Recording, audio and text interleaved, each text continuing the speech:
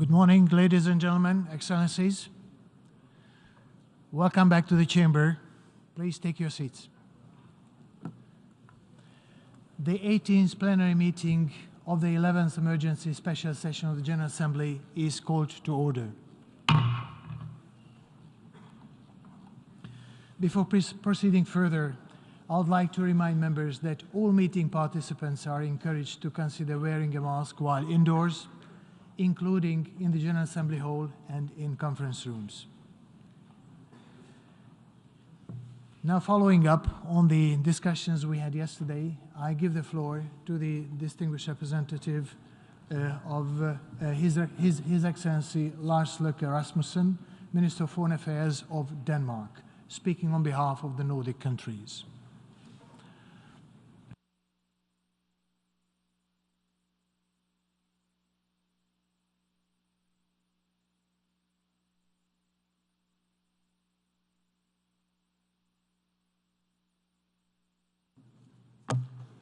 President, I have the honor to speak on behalf of the 5 Nordic countries, Finland, Iceland, Norway, Sweden, and my own country, Denmark.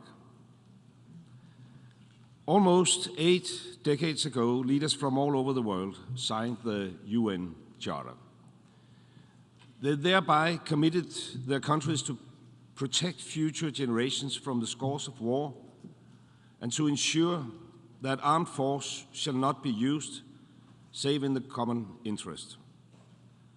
They committed to refrain from the threat or use of force against the territorial integrity or political independence of any state.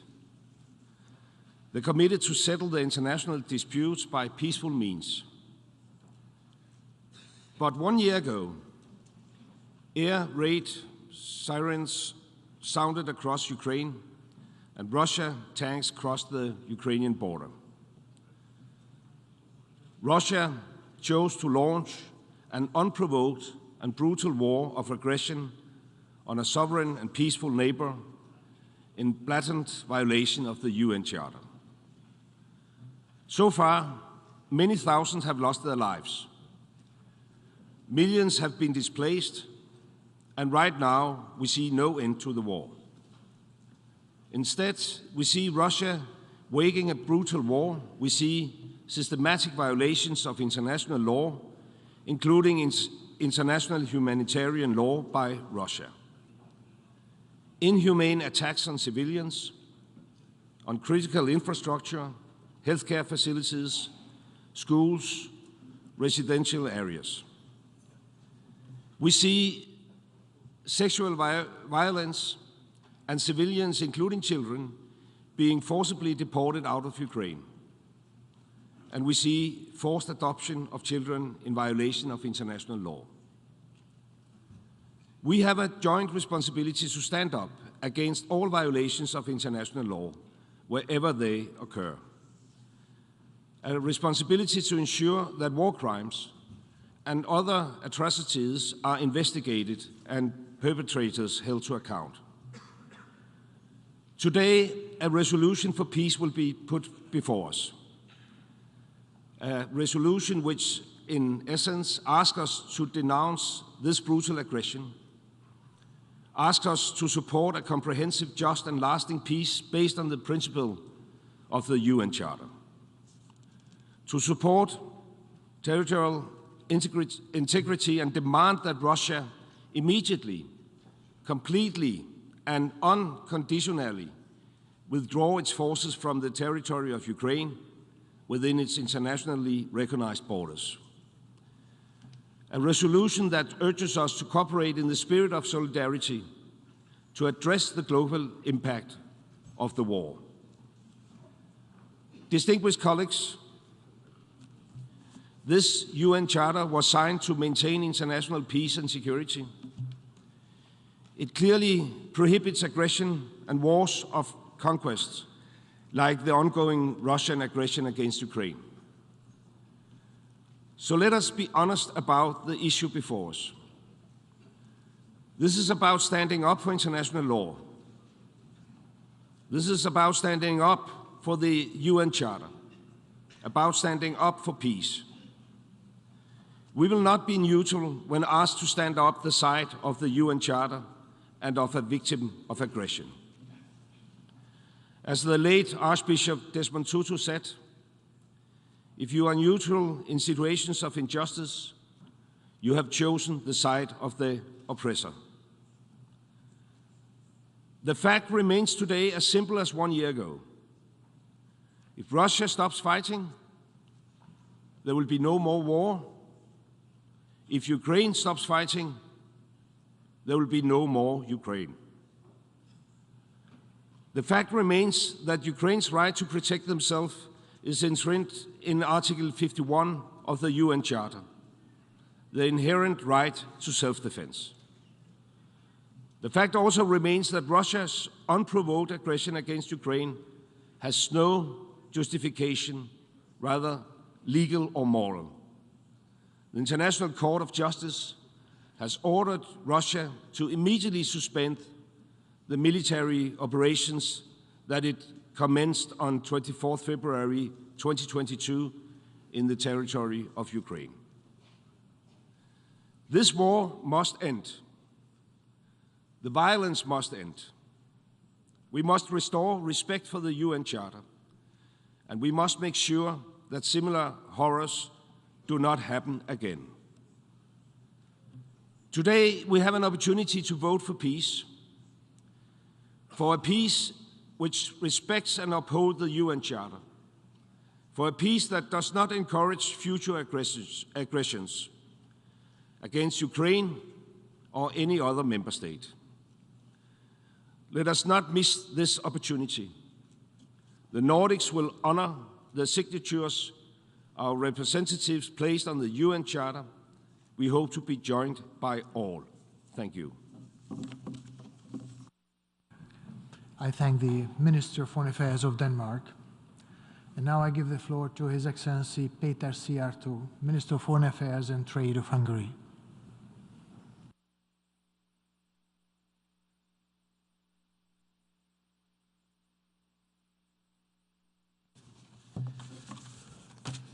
Tisztelt Elnök úr, dear Mr. President, Ministers, Excellencies, dear colleagues, I am representing proudly a country, Hungary, which is a direct neighbor to Ukraine. Being a direct neighbor to a country in war means that the impacts of the war are severe and immediate on us. And we are faced with the tragic consequences of this brutal war day by day.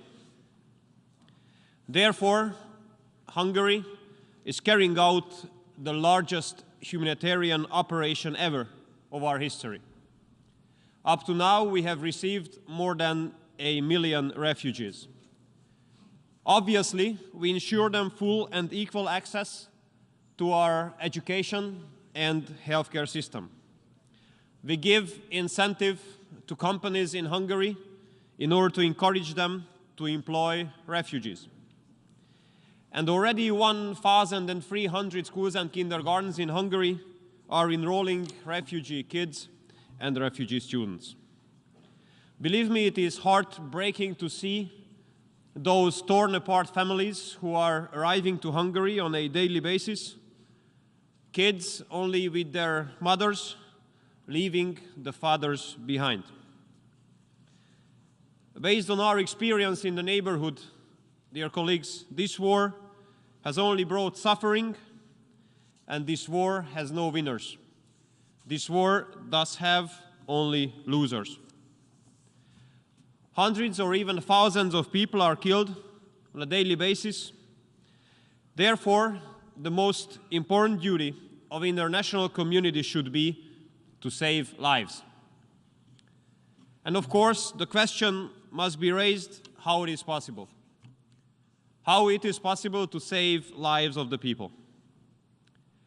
The answer, it is simply to be said, more complicated to achieve, but the answer is peace. We can save lives of the people by creating peace.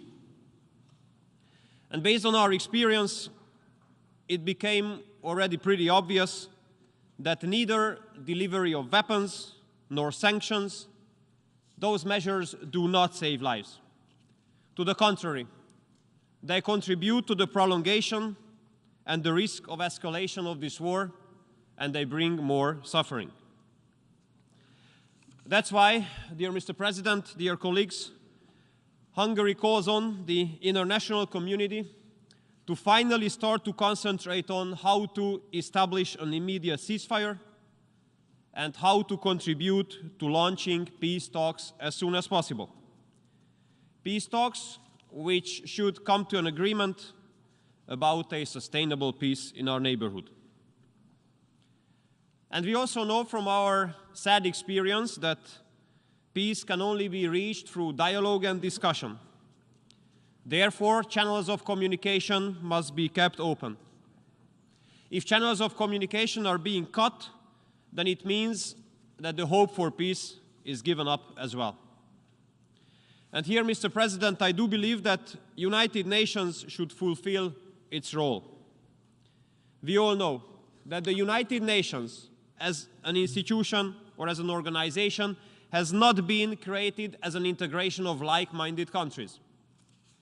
United Nations have been created to serve as a platform for dialogue for those who even consider each other as enemies.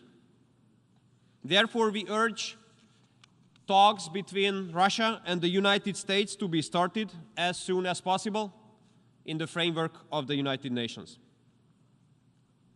We Hungarians, I want to underline again, we are living in the neighborhood. And I can imagine that the situation in Ukraine might seem less serious from hundreds or thousands of kilometers away, or even from an ocean away. But believe me, believe us, in the neighborhood we are pretty much aware that we are in the 25th hour. And although Hungarian people are absolutely not responsible for the outbreak of this war, and although it is not our war, but still Hungary and the Hungarian people have already paid a very high price for this war. And Mr. President, when I say this, I do not only speak about the skyrocketing inflation. I do not only speak about the extra 10 billion euros which have been added to our energy bill within the last year, but I do speak about the high number of those Hungarians, members of the Hungarian community in Ukraine, who have died on the front line. And we do not want any more people to die. That's why we urge all actors of international political life to refrain from decisions, measures, and statements which bring the risk of prolongation or escalation of this war.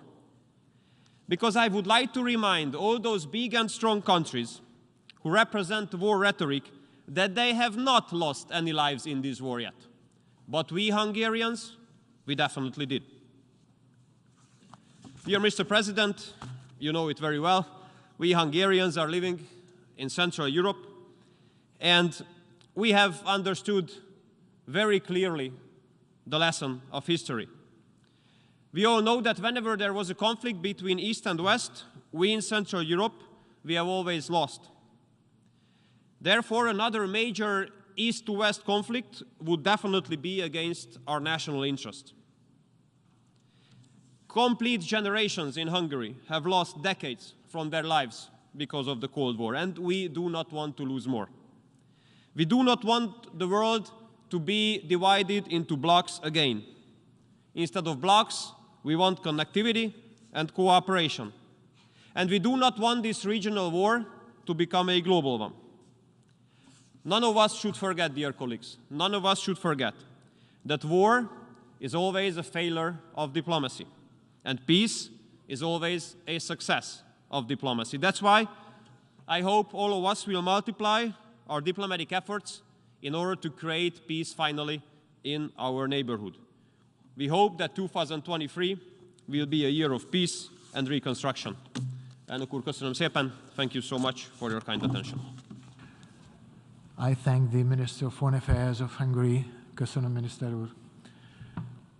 Now I give the floor to Her Excellency Olta Jacska, Minister for Europe and Foreign Affairs of Albania.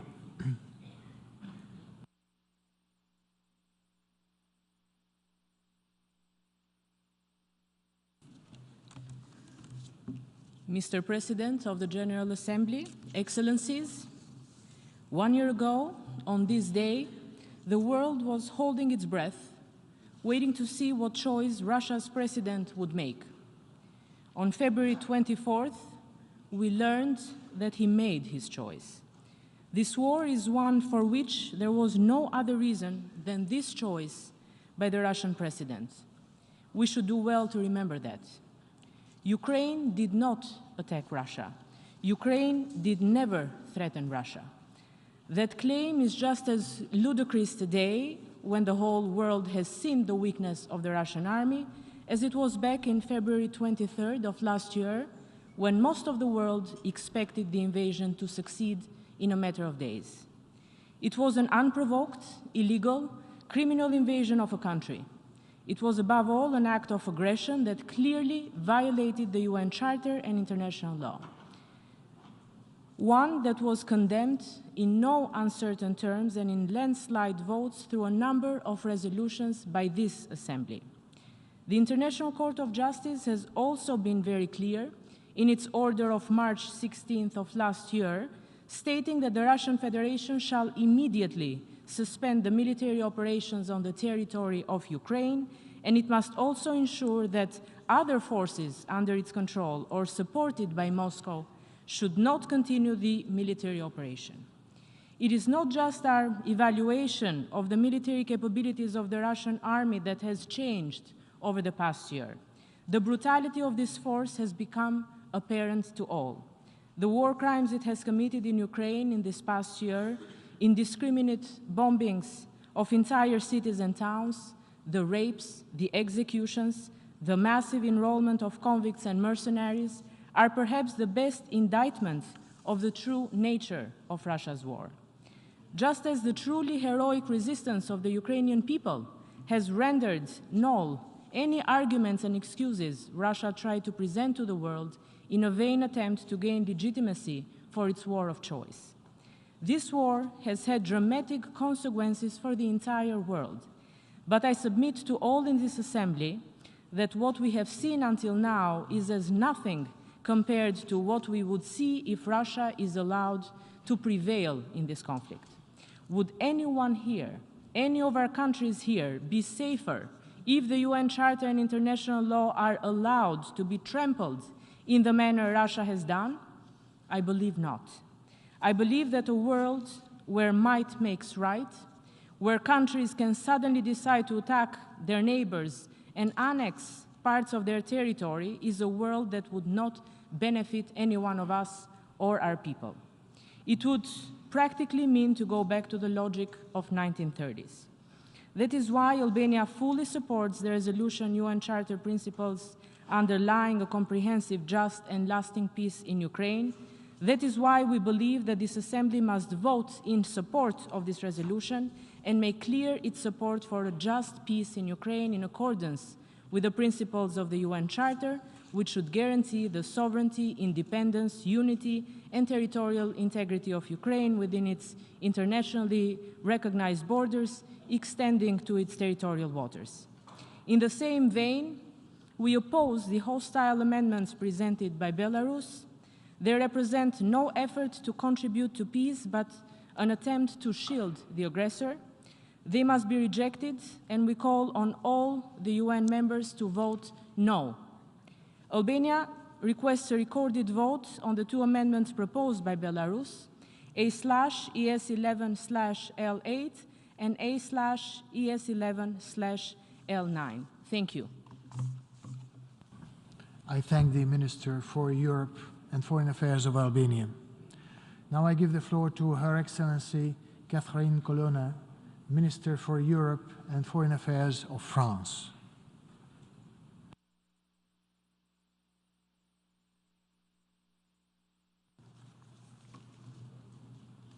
Mr. President, Ministers, dear colleagues, ambassadors. It has been a year now since Russia launched its war of aggression against Ukraine without any justification and completely illegally. And for the past year, it has waged a brutal war there a war which violates the most fundamental principles of our common charter as well as its own commitments. This has been a year of war marked by successive abuses and crimes so serious and systematic that the International Criminal Court has launched investigations into war crimes, crimes against humanity, and genocide. None of us can turn a blind eye to executions, torture, sexual violence as a weapon of war, kidnappings, and deportations of children. However, Ukraine has been resisting admirably for a year. It is resisting for its own independence, for its freedom, and for its right to build the future it has chosen. As I stand here before our Assembly, I wish to express France's absolute determination to support Ukraine so that it can not only resist, exercise its right to self-defense, a right recognized by our common charter, but also so that it can enforce its sovereignty and territorial integrity. These are also principles that unite us. I do so that Ukraine can therefore thwart Russia's aggression, which is a serious threat to international peace and stability, and therefore to the peace and security of all of us. This is a matter of concern for all of our states, because there will be no peace and security anywhere if aggression is rewarded. This war waged by Russia is therefore everybody's business, because it threatens the existence of a state, because it represents a domineering and imperialist plan, because it denies the existence of borders. It is everyone's business. As the President of the Republic, Emmanuel Macron, said from this rostrum last September, neutrality is not a possibility, because neutrality would amount to becoming an accomplice of the aggressor. Letting Russia dictate the terms would be a fatal blow to the international rules-based order to which we have all subscribed for 75 years. It would undermine the very foundations of our collective security. Our common duty is to prevent Russian aggression from being only the first step towards a period of serious instability and systemic violence which would spare no region of the world. And none of us would have any reason to sleep easy in a world in which a great power, which moreover possesses nuclear weapons and is a permanent Security Council member, could, at its own discretion, decide to attack its neighbours, to deprive them of their freedom. Russia is trying to convince some of you that its attempts to upset the world order and impose a strength-based order will work in their favour. This is an illusion. The facts bear this out. It was Russia and Russia alone that wanted the war. Its war poses risks to world food security, particularly in the most vulnerable countries. Similarly, it has adverse consequences for most countries of the world. No more war. No more blockades or strain on food or energy. Mr. President, for a year now, this Assembly has remained active in the face of this unacceptable situation. 5 times since February 24th last year, the Assembly has expressed its commitment to the sovereignty, independence and territorial integrity of Ukraine as the fundamental principles of the United Nations Charter. Today's vote must allow us to recall these rules and principles, without which peace and security would be nothing but empty words. The draft resolution presented to you recalls that it is only with the respect for these principles that strong and lasting peace can be built. Conversely, Russia shows no desire for peace and respects no boundaries. The only dialogue it will accept is that which subjugates the other side, in Ukraine as elsewhere. The only peace it accepts is the silence of the dead and of ruins. Russia points the finger at others only to better deceive and absolve itself of its own crimes. Nobody here wants to go to war with Russia, and certainly not Ukraine. No one threatened the security of Russia or undermines its integrity. No one has used the same nuclear rhetoric. No one but Russia wanted the tragedy unfolding before our eyes. Russia can and must stop tomorrow. The International Court of Justice demanded this on the 16th of March last year. The draft resolution that is proposed by Ukraine is the result of a transparent and universal negotiation process reflecting a clear desire to bring together a broad consensus around our common rules and principles, those of our Charter. It calls for a just and lasting peace that fully respects these principles, as our common interest demands. Faithful to its tradition and its values, France will give this text its full support. It calls on all states to act responsibly and do the same. Thank you. Je remercie Madame Ministre de... I thank the Minister of Foreign Affairs of France. And now I give the floor to His Excellency Rastislav Kačer, Minister of Foreign and European Affairs of Slovakia.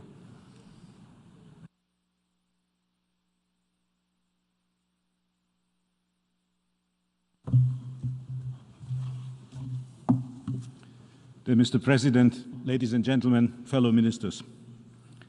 77 years ago, the United Nations founding fathers, I'm very proud to say, one of 14 was Slovak diplomat Jan Papánek, established this organization with the aim to save future generations from atrocities of war. Their vision was simple and straightforward: to build a world in which every human being lives in peace, in prosperity, while promoting friendly relations and cooperation among nations. Today, we must admit that this noble mission is facing a severe challenge. Effective multilateralism is falling apart, with one member state is blatantly violating fundamental principles and values of this organization. The state upon which the UN Charter bestowed the privilege of guarding these very principles through the provision of a permanent seat in the Security Council, the Russian Federation. Mr. President, ladies and gentlemen, we strongly condemn the ongoing, unprovoked and unjustified military aggression of the Russian Federation against Ukraine in violation of all fundamental values and principles of the UN Charter and international law. We reiterate our call for an immediate cessation of Russian military activities in Ukraine and demand an unconditional withdrawal of all Russian troops from the whole territory of Ukraine. In this regard, we would like to echo the words of the Secretary General, who previously said, "Enough is enough." Yet it seems the Russian Federation obviously does not understand this appeal. On the contrary, it goes on with its misleading rhetoric, propaganda, and the distortion of facts on the ground, promoting some kind of alternative reality. It is our duty to take a fierce stand against these actions and the spreading of lies and deceptive narratives. The aggression has caused food insecurity, is fueling a global inflation with devastating impacts, mainly on the most vulnerable countries of the world. Millions of Ukrainians had to flee their homes, 90% of whom are women and children. Slovakia is one of those countries where more than 100,000 of them found temporary refuge. Mr. President, ladies and gentlemen, today we have gathered here in New York with one goal: to reaffirm our steadfast commitment to the values and principles of the UN Charter. Russia's ignorant attempt at redrawing internationally recognized borders as a sovereign country presents a grave threat not only to Europe. Let us be clear, this is not about Ukraine only, whose very existence is questioned today by one member state. Tomorrow, sovereignty, territorial integrity, and independence of any country might be at stake. This is about effective multilateralism, which is under a severe threat. We cannot afford to let it go, to let it vanish. We need it for today and for future generations. We have all duty to protect the rule-based world. Therefore, I encourage you to vote yes for the adoption of the resolution, which Slovakia strongly supports. Thank you for your attention. I thank the Minister of Foreign and European Affairs of Slovakia. Now I give the floor to His Excellency Gordan Grlić Radman, Minister for Foreign and European Affairs of Croatia.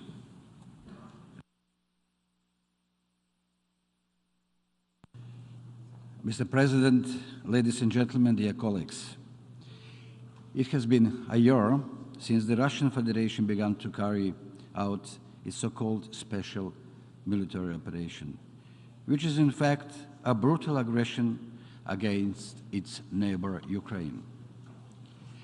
We are also well reminded that this is an escalation of the aggression which started in 2014 with Russia's illegal annexation of Crimea.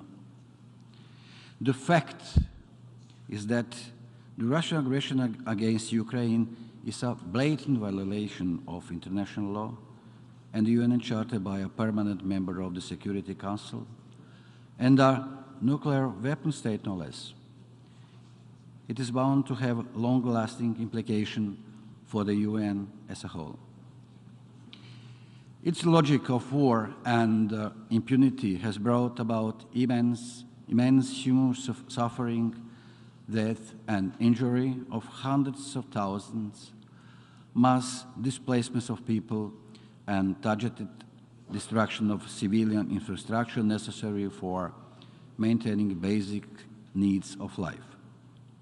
Its menacing execution brought with itself war crimes and crimes against humanity, while the illegal annexation of parts of Ukrainian territory showed cynical disregard for the UN Charter itself.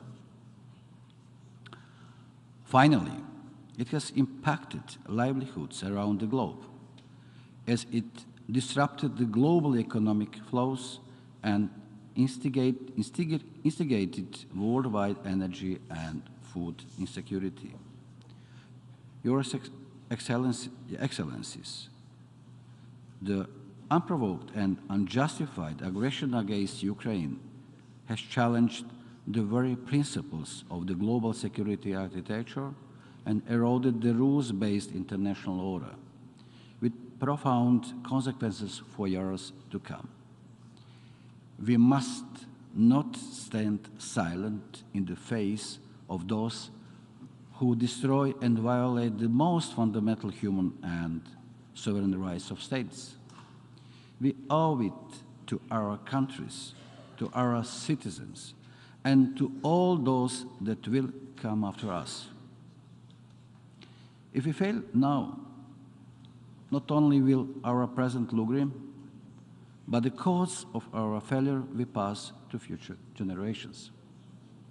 For the same reason, we should support all efforts to establish accountability for the crimes committed in Ukraine, and we welcome the International Court of Justice order seeking the Russian Federation to immediately suspend its so-called military operation. Excellencies, dear colleagues, dear friends, it is the bravery and determination of the Ukrainian people that stands in the way of the aggressor. The war in Ukraine sadly resembles the one in Croatia 3 decades ago. We, in Croatia, unfortunately know too well how this feels. Propaganda on the purported need for denazification and protection of a minority, followed by a self-declared republic on Croatia's soil, invasion and aggression. However, our fight for liberty took for long years. Let us not make Ukraine wait that long for freedom.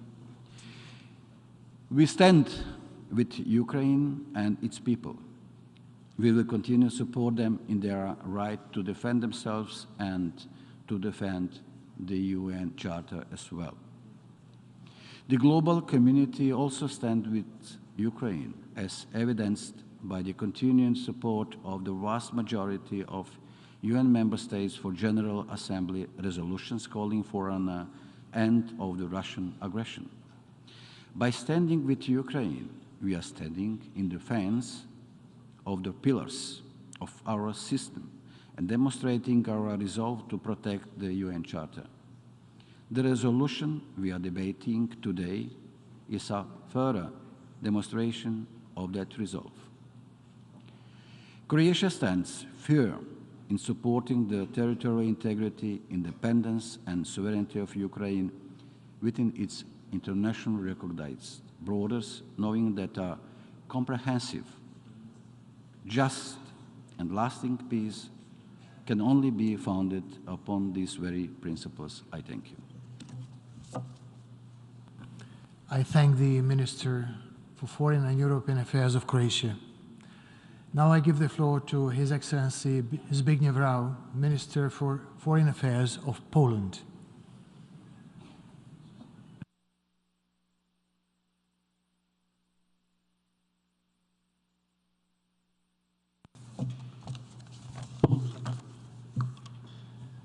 Mr. President, Excellencies, distinguished delegates, a year has passed since the Russian invasion against Ukraine started. It has been a year of immense suffering, death, and destruction. Today, we gather here to call for peace. The resolution that has been put forward before the General Assembly defines the steps that need to be taken to achieve it. A comprehensive, just, and lasting peace is the only acceptable option to end the war in Ukraine. It is possible only when sovereignty, independence, and territorial integrity of Ukraine is reconfirmed.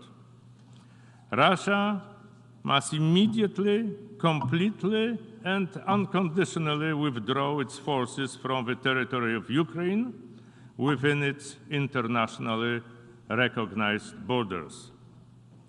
It is of fundamental importance to ensure Russia's full accountability for the crimes it has committed in Ukraine.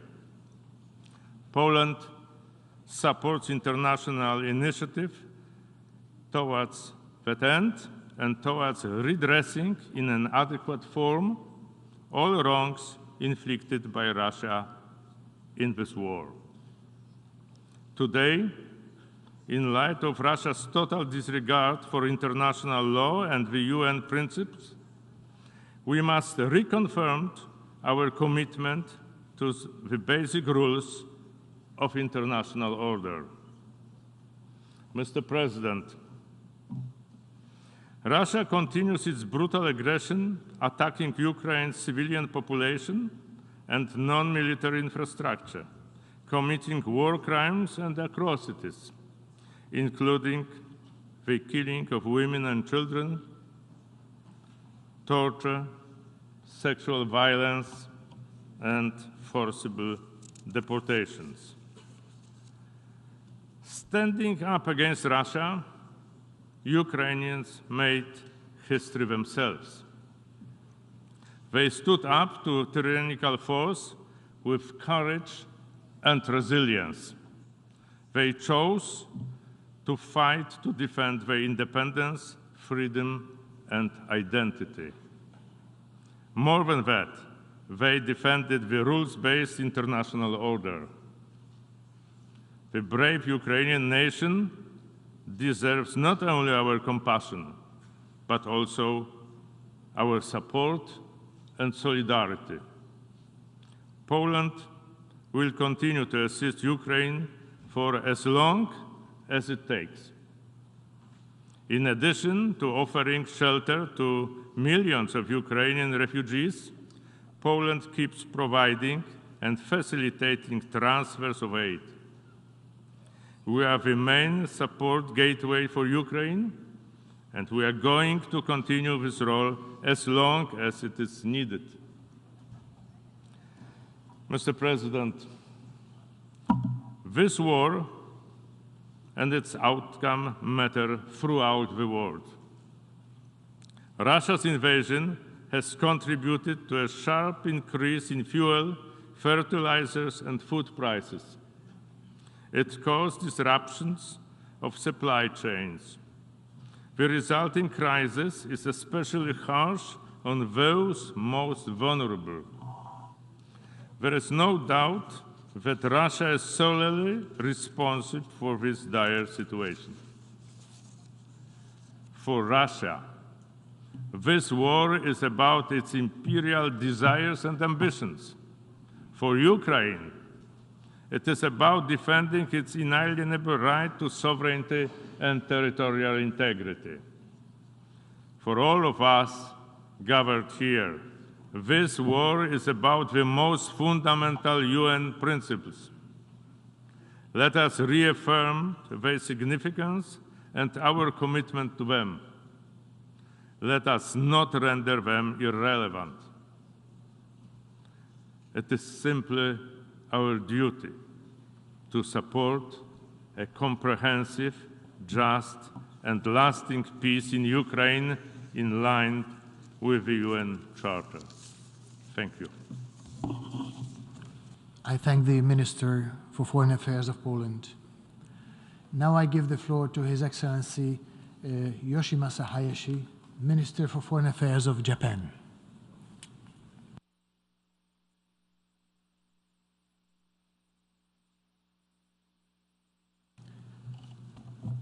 Mr. President, distinguished colleagues, 193 member states in this General Assembly hall represent 193 different positions.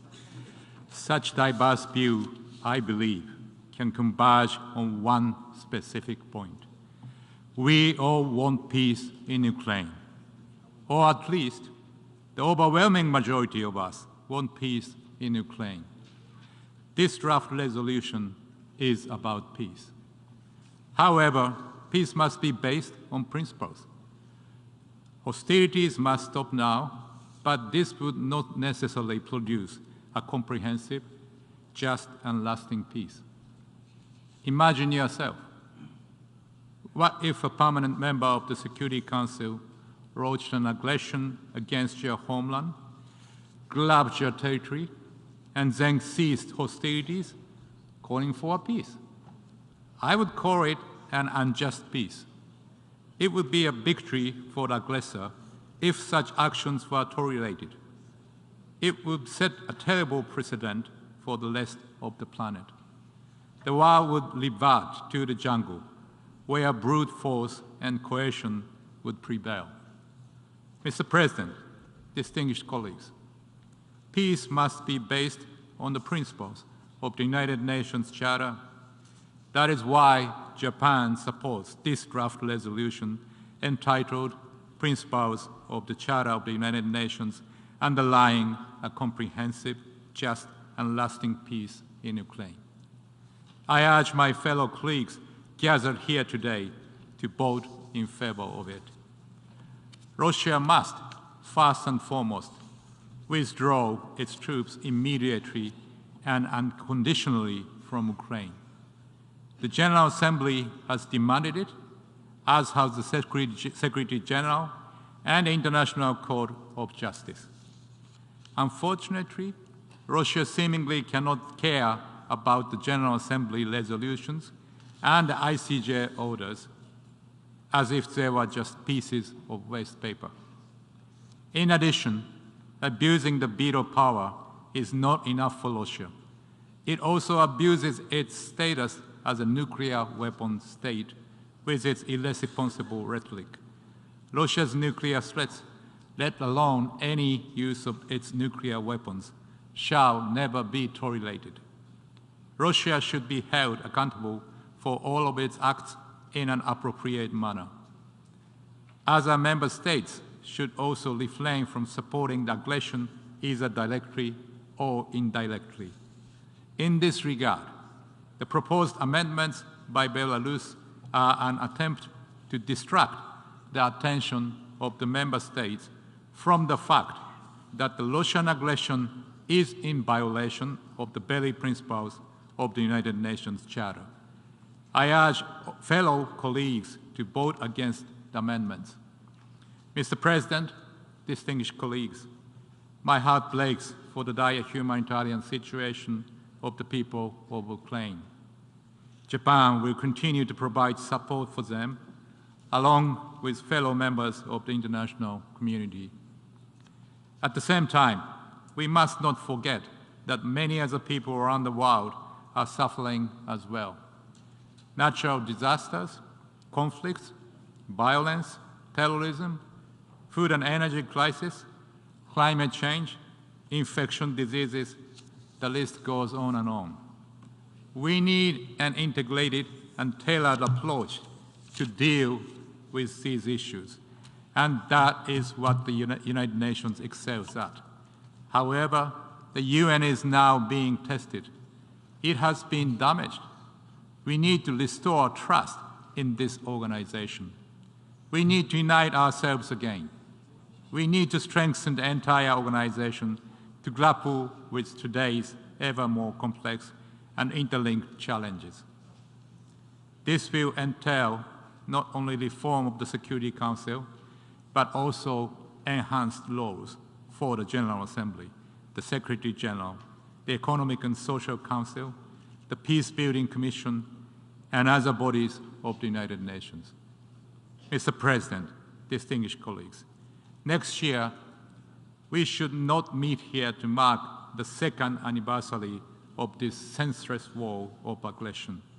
Instead, we should work towards peace guided by the rule of law.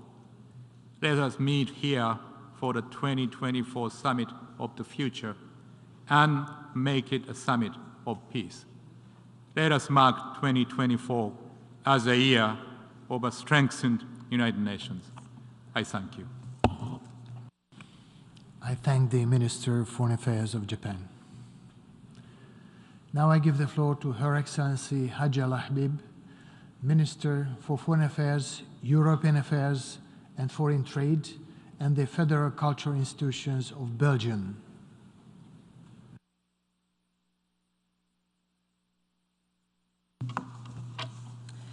Monsieur le Président, Mr. President, Excellencies, ladies and gentlemen, we did not want this war. We wanted to live in peace, respecting the principles to which the entire international community subscribed by adhering to the United Nations Charter.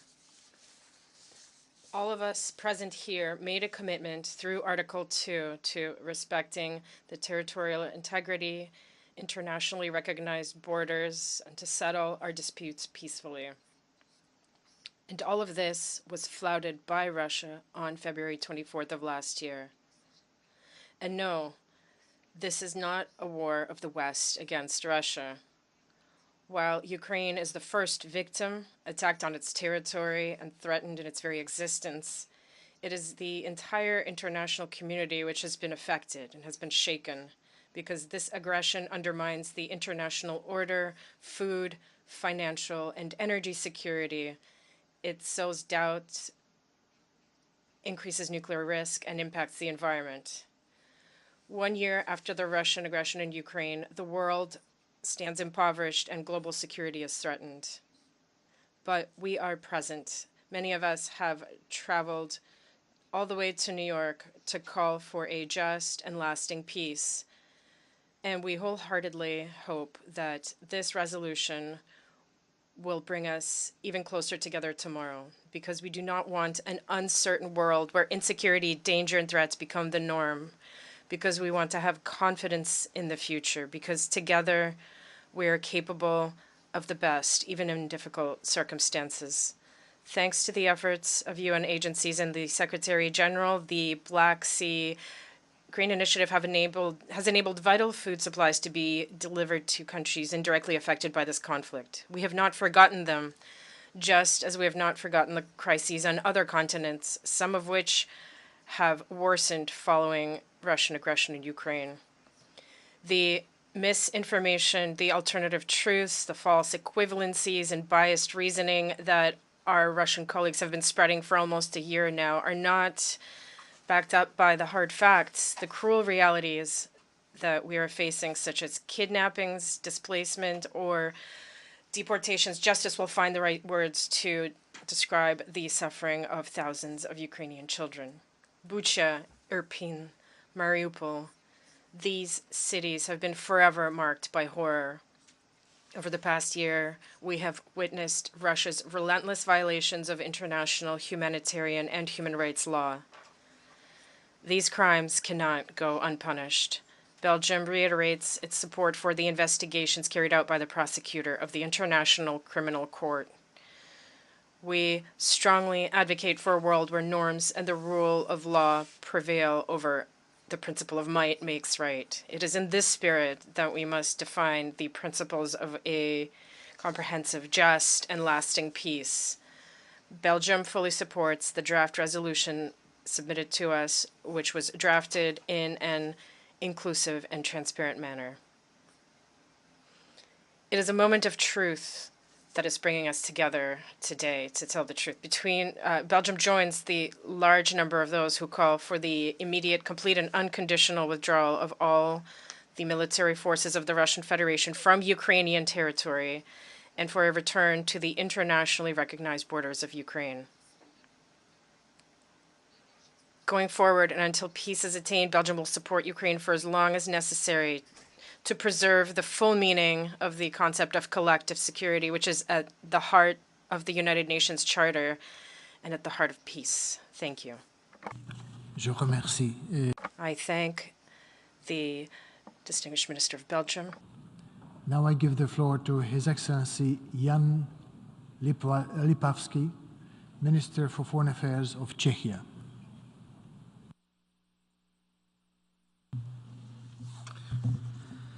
Mr. President, we are meeting 1 year since the start of Russia's brutal war against Ukraine to yet again resolutely defend the UN Charter and promote international peace and security in line with the Uniting for Peace resolution. We are horrified by Russia's blatant violation of international order. The UN Charter is binding upon all member states, including Russia. Russia must immediately, completely, and unconditionally withdraw its forces and military equipment from the entire territory of Ukraine within its internationally recognized border. Czechia stands with Ukraine and remains committed to supporting Ukraine's wish for a just peace in line with the UN Charter. Russia's aggression is causing unspeakable suffering in Ukraine and beyond. It has sent a shockwave into the world food and commodity markets and is threatening to drive 50 million people on the edge of famine across Africa and other continents. We support the Black Sea Grain Initiative and the UN efforts to achieve its further extension in March 2023. We cherish UN actions which address wider consequences of the Russia-inflicted war, including global food security. We commend the Secretary General for his relentless efforts to stop Russia's aggression and restore respect for the UN Charter. We appreciate the peace formula presented by President Zelensky. Let me be clear, Russia's malicious ambitions goes far beyond Ukraine. It wants to change the international order. Russia wants a world defined by spheres of influence with neo-colonial relationship instead of partnerships on equal footing. Our region, Central Europe, has had its own tragic experience with Russia's aggressive imperial policy. For the sake of restoring international peace and security, it is essential to say no to Russia's imperialistic scheme. All of us should be aware that any country can be the next Russia's victim. The future of the international order is being determined now. Ukraine is not only defending itself and its principle and its people, it is also defending the fundamental principles of the UN Charter. Efforts to legitimize the use of force for achieving geopolitical goals and normalize practices such as food supplies blackmail or nuclear sub-rattling must be decisively rejected. Russia's massive airstrikes, deliberately conducted in densely populated areas, are destroying civilian infrastructure and innocent lives.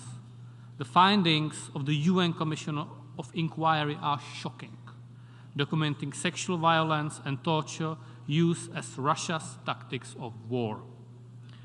We are gravely concerned about the continuing attacks of the Russian armed forces around Ukraine nuclear sites and the illegal seizure of Zaporozhye nuclear power plant. Full accountability for war crimes and all other crimes in connection with Russia's war must be ensured, including accountability for the crime of aggression. Letting the leadership responsible for the crime of aggression go unpunished would mean giving up on the fight against impunity and fueling aggression. I'm a strong proponent of creating a special tribunal for the crime of aggression against Ukraine, even though it is a complex task. I strongly believe that there should also be a UN involvement to ensure maximum legitimacy and support. The humanitarian toll of the war is heartbreaking. Russia's barbaric full-scale war brings back horrors of the Second World War. Entire towns and villages have been damaged and destroyed. Critical civilian infrastructure deliberately destroyed. In the middle of this savage winter, people are trying to escape from Russian bombs and survive in temporary shelters. The war has forced over 8 million Ukrainians to flee abroad. In the spirit of solidarity, Czechia has opened its doors. Almost 500,000 of them have been granted temporary protection in my country, most of them women and children. We remain the country hosting the highest number of Ukrainian refugees per capita, even though it brings some challenges for the state and our citizens, especially at a time of economic and energy crisis. Our country and people have demonstrated an unprecedented wave of solidarity. We have also provided humanitarian assistance to Ukraine through in-kind and material support so that people affected by the war in freezing temperatures have access to healthcare, drinking water, electricity, and heating. Here, I would like to stress that our assistance to Ukraine does not affect our humanitarian aid nor budget when helping other countries in need. Mr. President, my country strongly supports the draft resolution put to our consideration. It defends the principles of sovereign equality and territorial integrity of states. I would like to appeal to all those who might be tempted today to take a neutral stance and to those who believe that it is not their war. If we don't act now, we are accepting a new international order based on use of brutal force, based on colonialism. Thank you very much. I thank the Minister of Foreign Affairs of Czechia. Now I offer the floor to His Excellency Gabrielius Landsbergis, Minister for Foreign Affairs of Lithuania.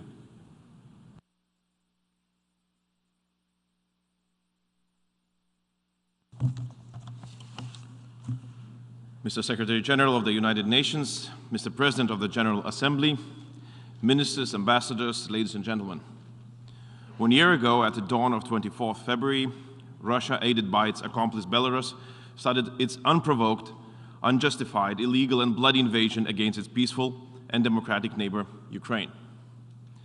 This was not the start of the war, which Russia wages since 2014 when it illegally occupied Crimea and parts of eastern Ukraine. Neither was it the first time Russia attacked its neighbors. The crime of aggression was immediately followed by war crimes, crimes against humanity, and other large-scale systemic violations of international law that have caused a humanitarian and human rights catastrophe with far-reaching consequences across the globe. The global food security crisis, multiple crises in nuclear security and safety, energy, finance, environment, as well as a direct threat to the preservation of cultural heritage are all direct outcomes of Russia's aggression. We are appalled by the harrowing evidence of atrocities amounting to genocide committed by the Russian armed forces and Kremlin-backed mercenaries. Wide-scale destruction of cities and critical infrastructure, mass civilian casualties, forcible transfers of Ukrainians to Russia, abductions, and illegal adoption of Ukrainian children, abuse of prisoners of war, torture, sexual violence, all bear witness to the moral abyss into which the aggressor has fallen.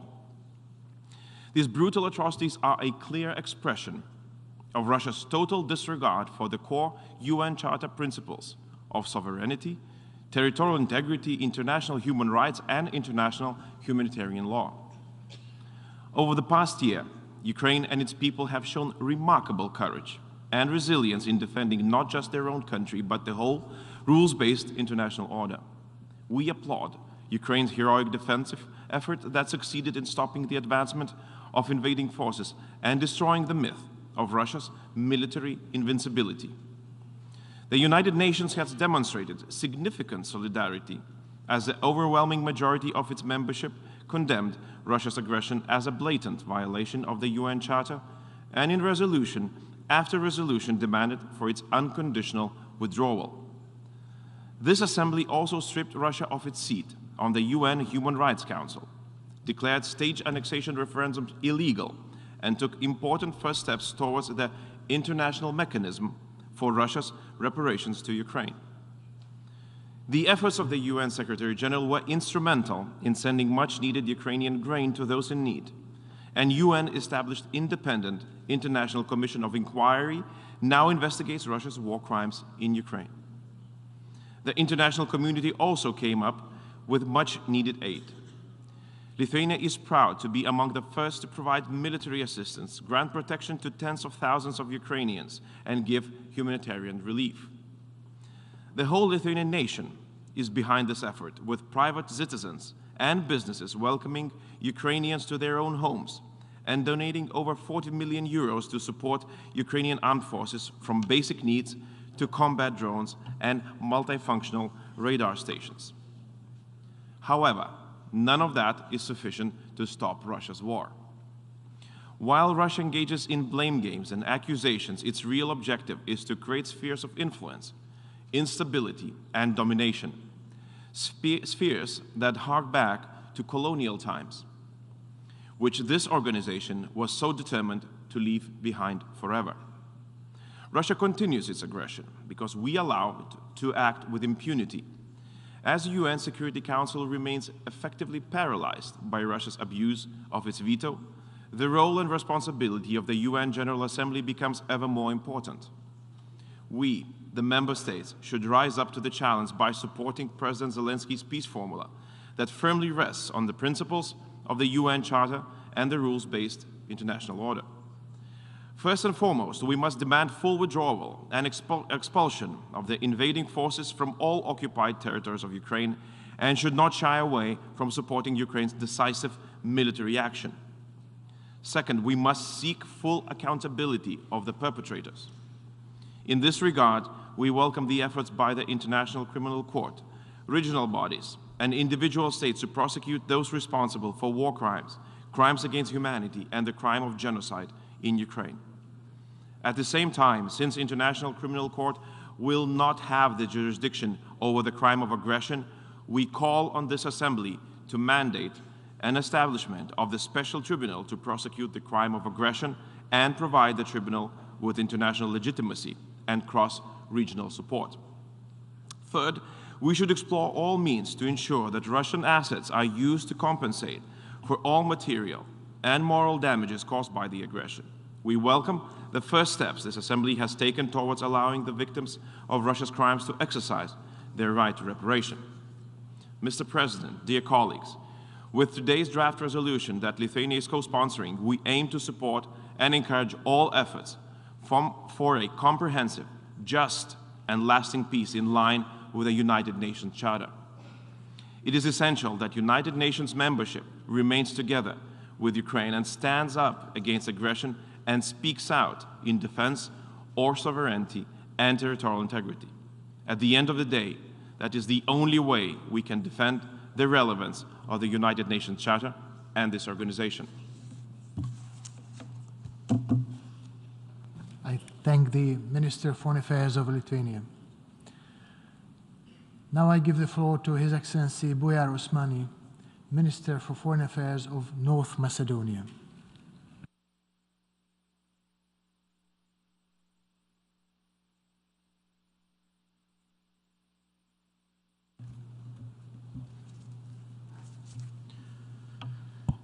Mr. President, esteemed Excellencies, ladies and gentlemen, precisely 1 year ago, the unthinkable happened. War of aggression in Europe, in the 21st century after decades of carefully and skillfully crafted international order based on rules and principles. This very organization was created, and I quote, to save succeeding generations from the scourge of war, unquote.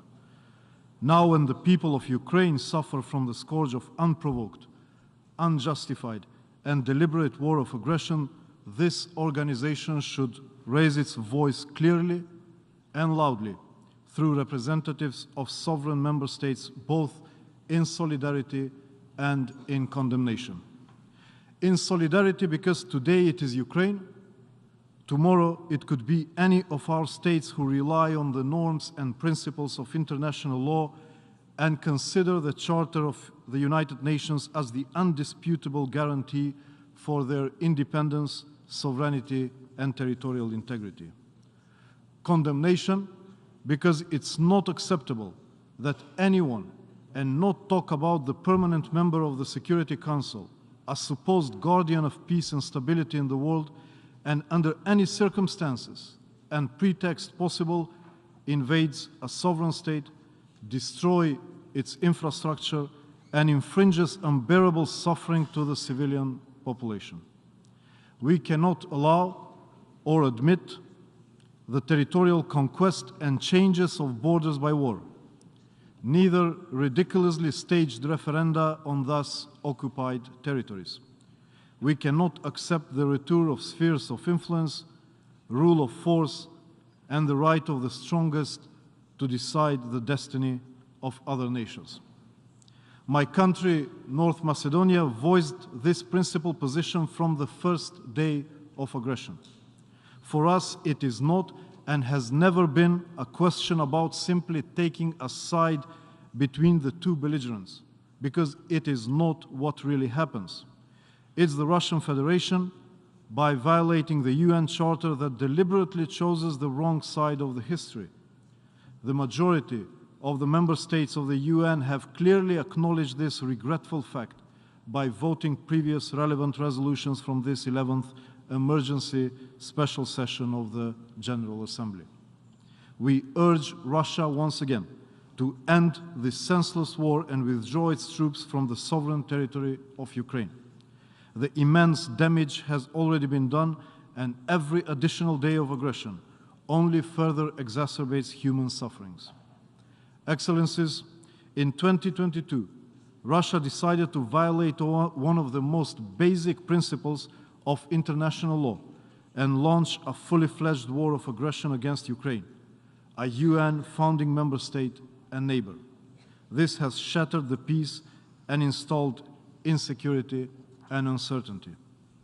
The food and energy insecurity worldwide are only some of the direct consequences of this aggression, but the biggest danger lies in challenging the whole rule-based international order. The international community embodied in the United Nations can't afford that this gross violation of all norms and principles goes without response. Justice and accountability are needed for the sake of the victims in the first place, but they are also prerequisites for avoiding further aggressions and unprovoked use of force in international relations. North Macedonia subscribed to this demand by supporting the ICC prosecutor's investigation of war crimes and crimes against humanity committed in Ukraine. Additionally, the whole international human rights mechanism should be implemented in fighting impunity and holding accountable those responsible for the war crimes and other violations of international humanitarian law or abusing human rights. The adoption of the UNGA resolution is of paramount importance in this regard.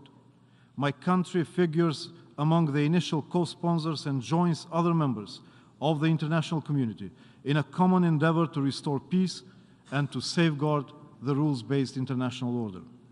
That wouldn't be possible without ensuring full accountability for wrongdoings. What is there at stake is no less than a vision of a world we want to live in. Either we will secure peaceful coexistence and cooperation among nations, free from menaces of war and aggression, or we will be forced to live in constant fear, instability, and uncertainty. It's up to each and every one present in this August Assembly to decide on behalf of the nations we represent. Excellencies, ladies and gentlemen, as of 1st of January this year, North Macedonia assumed the chairpersonship of the OSCE, the largest regional security organization in the world. The Russian aggression against Ukraine erodes also the foundation of this organization by violating the provisions of the Helsinki Final Act. I visited Ukraine in my first trip abroad in capacity of the OSCE chair. In Borodyanka near Kiev, I saw the devastating consequences of war. I visited the replaced civilians in the camp nearby, and while talking to them, I asked myself, what did these innocent civilians, most of them elderly people or children, do wrong to deserve this destiny? And more, what we as international community could do more than humanitarian assistance to alleviate these unsupportable human sufferings. At the end of the day, as the motto of our chairpersonship with the OSCE says, it's about people. What is the sense of our political actions, nationally and internationally, if we stay idle in front of human sufferings caused not by natural disasters, but by deliberate war of aggression? Accountability today is a more moral imperative, as it is the most effective means to avoid this happening again, in another place, to another sovereign state, to another people. At one point, the war will end. The infrastructure will be restored, the houses rebuilt. But the victims of this senseless aggression deserve more. They deserve justice. And humanity deserves a more solid and anchored base for avoiding the wars of aggression in the future. Accountability is not an objective per se, but it is, in my sincere view, the indispensable tool to secure peace, stability, and security worldwide, and to really save succeeding generations from the scourge of war. I thank the President of the General Assembly for convening this session, and I thank all of you for your attention. I thank the Minister for Foreign Affairs of North Macedonia.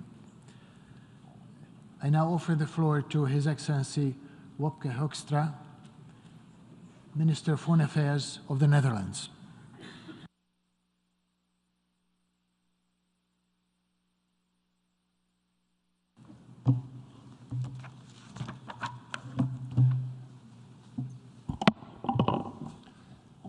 Mr. President, ladies and gentlemen, tomorrow we mark a sad one-year anniversary.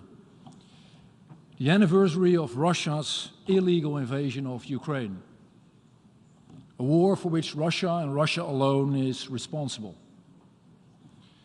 Over the past year, we have witnessed how Russia's aggression is slowly destroying Ukraine, how innocent men, women and children are being killed, how schools, hospitals, and entire neighborhoods are being wiped out, and how the Ukrainian people are enduring murder, rape, torture, and abduction.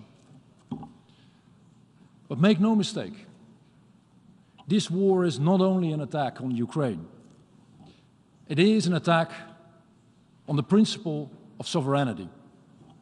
It is an attack on the UN Charter. The UN Charter all of us have signed. An attack on our security, our economies, and on the SDGs that were already in jeopardy. It is an attack on all we stand for, despite all of our differences. And if we turn a blind eye to Russia's aggression, if we allow it to trample the UN Charter, if might becomes right, then I can only see more hardship, more instability, and more suffering ahead of us. Ladies and gentlemen, the only way forward is to commit to the agreement we have made. By making sure that Ukraine survives as a state within its internationally recognized borders, and by working for a real, just, and lasting peace for Ukraine.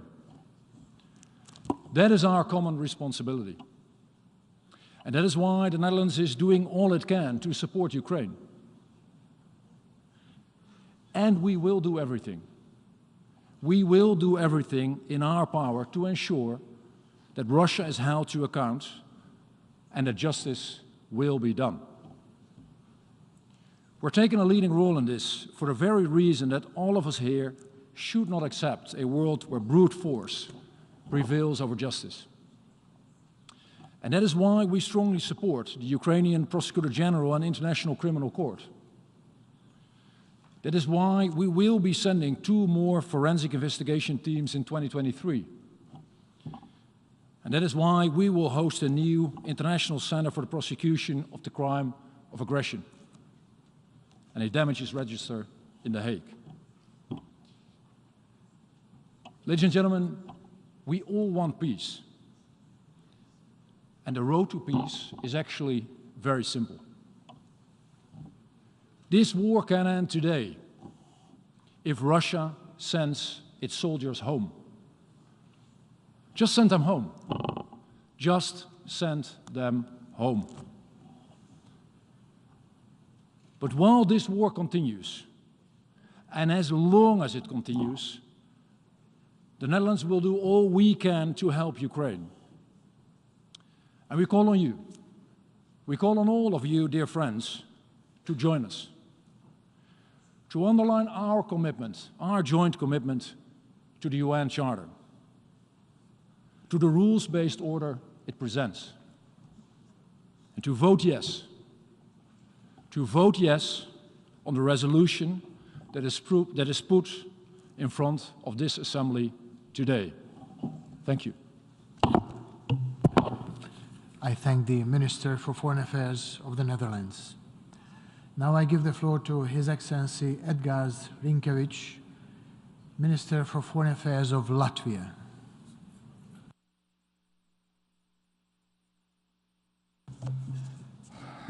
Mr. President, a year ago, Russia started its brutal invasion against Ukraine.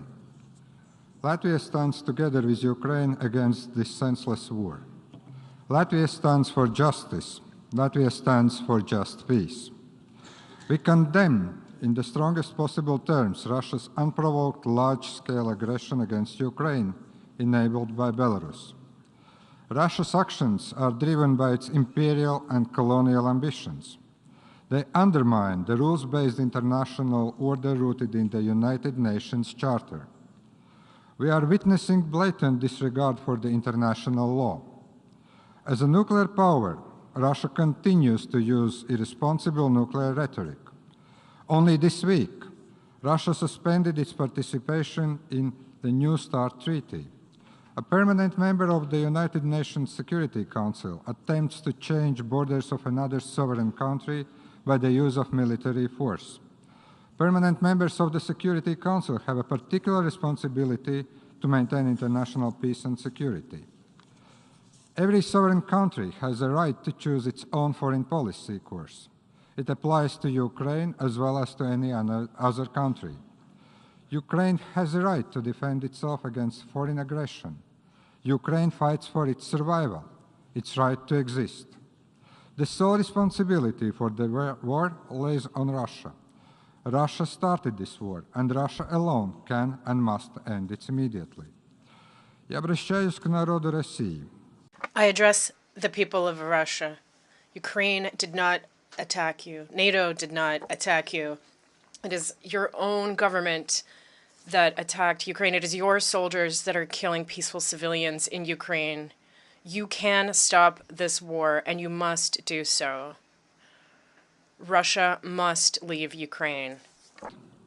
Latvia strongly condemns deliberate attacks by Russia against civilian and critical infrastructure in Ukraine. Residential areas, schools, kindergartens, hospitals, and critical energy infrastructure are destroyed by Russian bombings. Innocent civilians, including children, are killed. More than 17 million people have been forced to leave their homes or flee their country. The international community must continue to provide all necessary support to Ukraine, including military and humanitarian. Latvia's assistance to Ukraine has significantly exceeded 1% of our GDP. The provided support will set the pace for further reconstruction process in Ukraine. Latvia has engaged in the reconstruction of Chernihiv region. Horrific crimes in Ukraine remind of the bitter experience of Latvian people during the Soviet occupation. We condemn the illegal deportation of Ukrainian civilians to Russia and forced illegal adaptation of Ukrainian children. We condemn the forced passportization and conscription to the Russian armed forces of the Ukrainian citizens. Russia must stop violating international humanitarian law and human rights. Crimes committed by Russia cannot and will not go unpunished. We commend efforts of the International Criminal Court to investigate atrocity crimes and to serve justice for victims.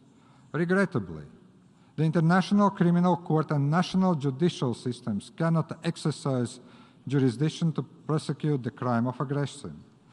Latvia calls for establishment of ad hoc tribunal under the auspices of the United Nations. This will grant the tribunal strong international legitimacy and provide a basis for applying exceptions from the personal immunities. Those in Russian leadership responsible for crimes must be held accountable. Mr. President, Russian propaganda seeks to justify its legal invasion and to deny its crimes. It tries to shift the blame for global consequences of this war. We must resist such disinformation with truth and facts. Those Russian individuals and groups engaged in propaganda in support of Russia's aggression against Ukraine must be held accountable. To counter disinformation, Latvia will continue to support independent media.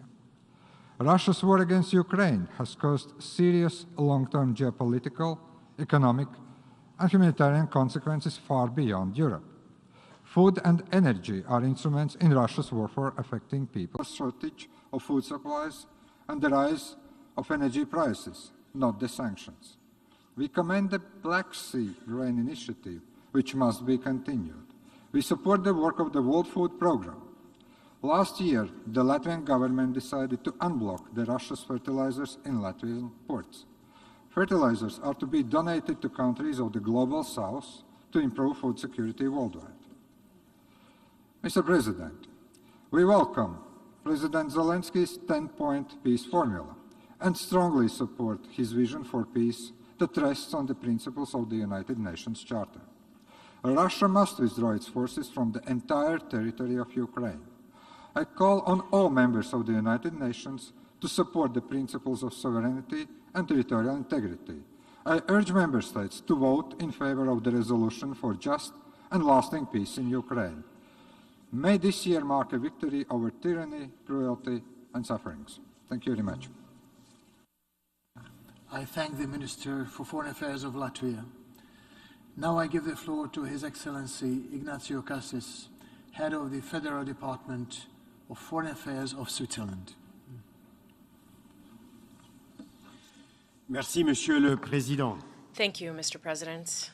Depuis une année, Mesdames et Messieurs, nous sommes toutes et tous témoins de la violation grave de la Charte des Nations Unies en Ukraine. Depuis une année, l'agression militaire de la Russie contre l'Ukraine se poursuit au mépris du droit international. Depuis une année, la confiance et l'ordre sécuritaire qui prévalait en Europe sont menacés. Tous les pays du monde ont été touchés de près ou de loin par les conséquences de cette guerre. Ces conséquences sont désastreuses. Le coût humain est impossible à chiffrer. À côté des milliers de morts, des blessés et des disparus sur place, plus de 8 millions de personnes ont dû fuir leur foyer. 8 millions. Cela représente la population entière de mon pays, la Suisse. L'année dernière, j'ai vu de mes propres yeux les destructions et les souffrances à Kiev et dans ses environs. Nous tous ici avons désormais en tête les noms et les images inhumaines de Bucha, Kramatorsk, Mariupol, Kharkiv, Kherson. Ces horreurs ont lieu alors que nous commémorions l'année prochaine les 75 ans des conventions de Genève. Avec ces conventions, nous voulions élever le droit au-dessus de la barbarie, notamment le droit international humanitaire. Nous voulions tourner la page des expériences des guerres passées. Cette Assemblée a affirmé à maintes reprises que de telles guerres ne devaient plus jamais se reproduire. L'agression militaire russe contre l'Ukraine nous montre une fois de plus que nous ne sommes pas à l'abri. Un membre permanent du Conseil de sécurité a décidé d'attaquer son voisin, une nation indépendante, une nation souveraine. Mais ne baissons pas les bras. Ce serait une grave erreur. Ce serait donner raison à toutes les forces en quête de pouvoir, peu importe la matière dont elles en font l'usage. Monsieur le Président, avec la résolution soumise au vote aujourd'hui, nous envoyons un message fort de paix et de respect du droit et des principes qui nous unissent. La Suisse condamne fermement les graves violations du droit international humanitaire et des droits de l'homme commises en Ukraine. Et j'appelle toute la communauté internationale ici présente à œuvrer main dans la main en vue d'un règlement pacifique de ce conflit. Les Ukrainiennes et les Ukrainiens ont le droit de vivre en paix. Une paix bâtie sur les règles fondamentales du droit international, telles que l'interdiction du recours à la force, l'intégrité territoriale et la souveraineté nationale. La Suisse est prête à jouer son rôle. Réaffirmons ensemble l'importance de la Charte des Nations Unies au moment où de grands défis exigent des solutions globales urgentes. Voyez la pénurie d'énergie, voyez l'insécurité alimentaire, l'inflation, le changement climatique, voyez les migrations. Ces défis nous placent face à notre dépendance les uns des autres, face à nos responsabilités. Le repli sur soi n'est pas une solution. Resserrons nos liens, colmatons les fissures de nos institutions et restaurons notre confiance mutuelle. Enfin, nous devons permettre au peuple ukrainien et à tout peuple du monde frappé par la guerre de retrouver l'espoir de vivre en paix. Notre unité est décisive. Grâce aux efforts incessants tels que l'initiative céréalière de la mer Noire, certaines conséquences néfastes de la guerre ont pu être atténuées, tant sur le plan humain, sécuritaire que politique et économique. La Suisse fournit de l'aide humanitaire, accueille des réfugiés et a lancé le processus de reconstruction de l'Ukraine à Lugano l'été dernier. Mais il faut faire davantage, comme par exemple en matière des besoins humanitaires et surtout de déminage. Mon pays continuera de soutenir l'Ukraine, sans oublier les autres conflits dans le monde. Je vais ainsi, par exemple, accueillir ce prochain lundi à Genève une conférence de donateurs pour le Yémen avec mon homologue suédois. Monsieur le Président, en soutenant cette résolution sur l'Ukraine aujourd'hui, à la veille du premier anniversaire de la guerre, nous envoyons un message clair en faveur de la Charte de l'ONU. Les atteintes sont grandes, mesdames et messieurs.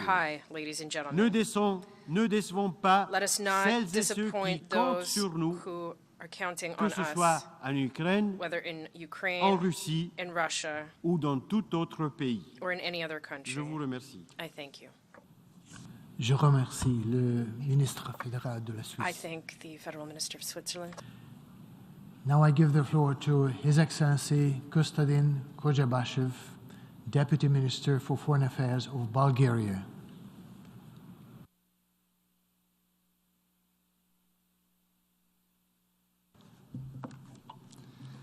Mr. President of the General Assembly, Mr. Secretary General, Excellencies, ladies and gentlemen. Bulgaria aligns itself with the statement delivered on behalf of the European Union yesterday. A year has passed since the start of the Russian Federation's unprovoked and unjustified war of aggression against Ukraine. A war which is not only in gross violation of international law and of the principles of the UN Charter, but has seriously damaged global security and stability and has caused and continues to cause immense suffering. During this year, the General Assembly has consistently come together to stand against this despicable act of aggression and against the violation of the UN Charter. Together, we need to continue to fiercely defend the principles of the UN Charter, international law, and the rules-based order because they are our only guarantee for peace. I reiterate once again Bulgaria's unwavering support for the sovereignty, independence, unity, and territorial integrity of Ukraine within its internationally recognized borders, including within its territory. We stand with Ukraine and we will not recognize Russia's attempted annexation and illegal referenda. We demand that the Russian Federation immediately cease its military actions and unconditionally withdraw all its forces and military equipment from the entire territory of Ukraine. Mr. President, Russia's war of aggression has resulted in thousands of casualties and injured, massive displacement of civilians, catastrophic destruction of critical civilian infrastructure. Bulgaria is deeply concerned with the continued worsening humanitarian situation. We call for respect of international humanitarian law and unimpeded humanitarian access. Bulgaria, as all other EU member states, has kept and will continue to keep its borders open to everyone fleeing the war in Ukraine without any discrimination. We will continue to provide humanitarian assistance on the ground via different humanitarian actors, including OCHA, UNICEF, and ICRC. The global food crisis that the world faces today, initially triggered by climate changes, conflicts, the pandemic consequences, has been very significantly aggravated by Russia's war of aggression against Ukraine. Bulgaria will do its part to mitigate the most immediate consequences of this crisis and will continue to work for finding long-term solutions. We welcome the Black Sea Grain Initiative and the leadership of the Secretary General in restoring the grain exports from Ukraine's Black Sea ports, while acknowledging that the situation remains very critical and the need for humanitarian assistance to a number of countries in the Global South persists. We call for the renewal of the Black Sea Grain Initiative in March and for its unimpeded implementation. Mr. President, the Russian Federation bears full responsibility for its aggression and all the destruction and loss of life, and it must and will be held accountable in accordance with international law. Only through ensuring justice for all victims will stand a chance to prevent such crimes in the near future. Excellencies, today the General Assembly bears a historic responsibility to stand for the principles of the UN Charter, to stand for peace and for international rules-based order. Bulgaria is proud to have co-sponsored draft resolution principles of the Charter of the United Nations underlying a comprehensive, just and lasting peace in Ukraine as it stands for peace. Its purpose is to help bring this conflict to an end and to reaffirm our collective support for the international principles upon which a comprehensive, just, and lasting peace must be based. I urge all of you to vote in favor of the draft resolution in front of us. I would like to thank the Ukrainian people for their extraordinary courage and resilience. And finally, I reiterate once again Bulgaria's unwavering support for the efforts of Ukraine to achieve a lasting peace in line with the United Nations Charter and the international law. Thank you for your attention. I thank the Deputy Minister for Foreign Affairs of Bulgaria. And now I give the floor to His Excellency Peter Burke, Minister of State for European Affairs and Defence of Ireland.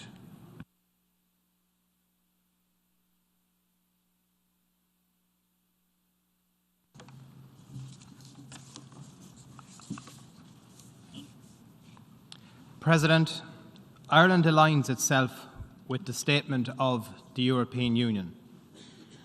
President, we meet today to mark 1 year since Russia's full-scale invasion of Ukraine. A year of horrific death and destruction caused by Russia's illegal and unjustified war. Let us be clear. This invasion was unprovoked and entirely of Russia's making. Let me also be clear. Ireland will continue to stand fully with Ukraine and its people in the face of this brutal Russian aggression. President, this year and this war have been marked by Russia's blatant disregard for human life, for the UN Charter, for border international law, including international humanitarian law. Russia has ruthlessly targeted civilians and civilian infrastructure, seeking to starve and freeze the people of Ukraine into submission. Russia's war has seen the deaths of tens of thousands of Ukrainians, men, women, and children. It has forced over 13 million people to flee their homes in search of safety. Refugees, mostly women and children, have sought protection across Europe. Over 5 million people have been displaced within Ukraine. Millions more have been forcibly deported to Russia and held in contravention of international law. Yet, despite all of this, Ukraine remains steadfast in its resistance and the defense of its democratic principles. This war has also seen a generation of Russian youth sacrificed to President Putin's imperialist fantasies. President, this is a war of choice. Just as Russia chose to start this war, they can choose to end it. We strongly support the tireless efforts by the UN Secretary-General, as well as by Ukraine itself, to bring an end to this conflict and for a comprehensive, just, and lasting peace based on the principles of the UN Charter. President, the effects of Russia's war are being felt across the world. Russia's actions have seen the world's most vulnerable people suffer from increased food and economic insecurity with the rising cost of energy and commodities. Ireland and the European Union are responding to the global effects of Russia's senseless war, including through the EU solidarity lanes and the Team Europe response to global food insecurity. We will continue to stand with the people of Ukraine and the most vulnerable around the world.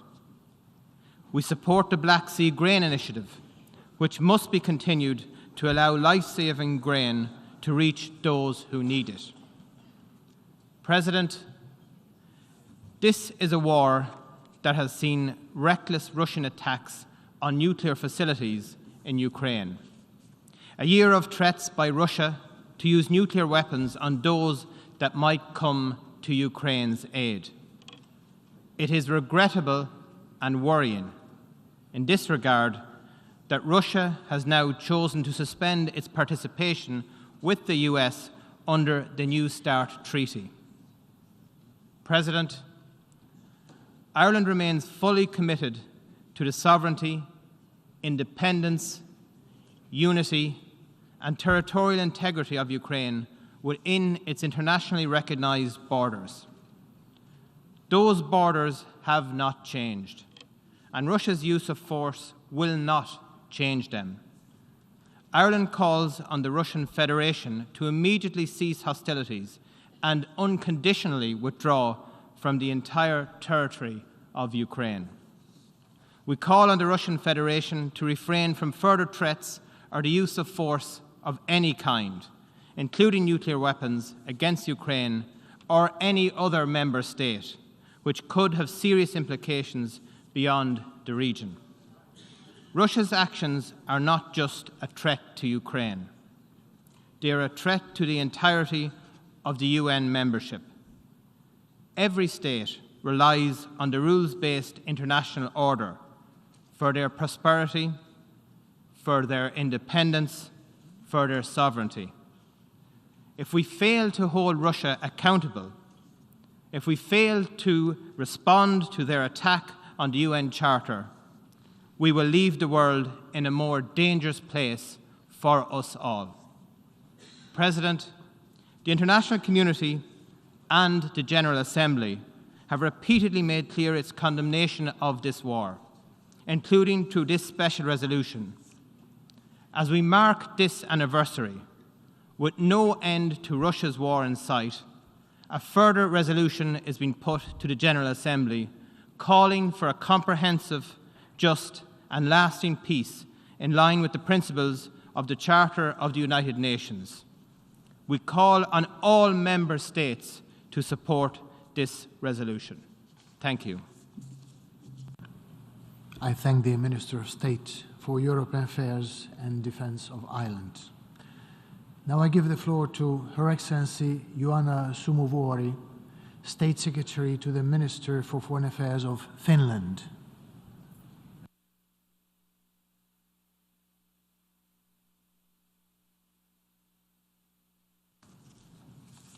Mr. President, Your Excellencies, ladies and gentlemen. A year ago, in the early hours of 24th of February, we woke up to a new grim reality. Russia had launched a brutal full-scale invasion of its sovereign neighboring country, Ukraine. Russia's unprovoked and unjustified aggression against Ukraine was a turning point. For the past years, Russia has been turning away from cooperation and rule-based international order. The illegal annexation of Crimea and the war in eastern Ukraine that started in 2014 changed our perception of Russia. Yet, most of us could not imagine a full-scale war. It is important to remember that the path of dialogue and diplomacy was always an option. That was not the path Russia took. War and destruction were Russia's choice.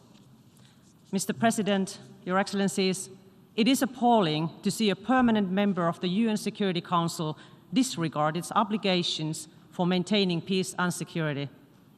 Instead, we are witnessing a flagrant violation of international law and the UN Charter and commonly agreed principles. Russia's methods of warfare in Ukraine systematically violate international law, most notably the laws of war.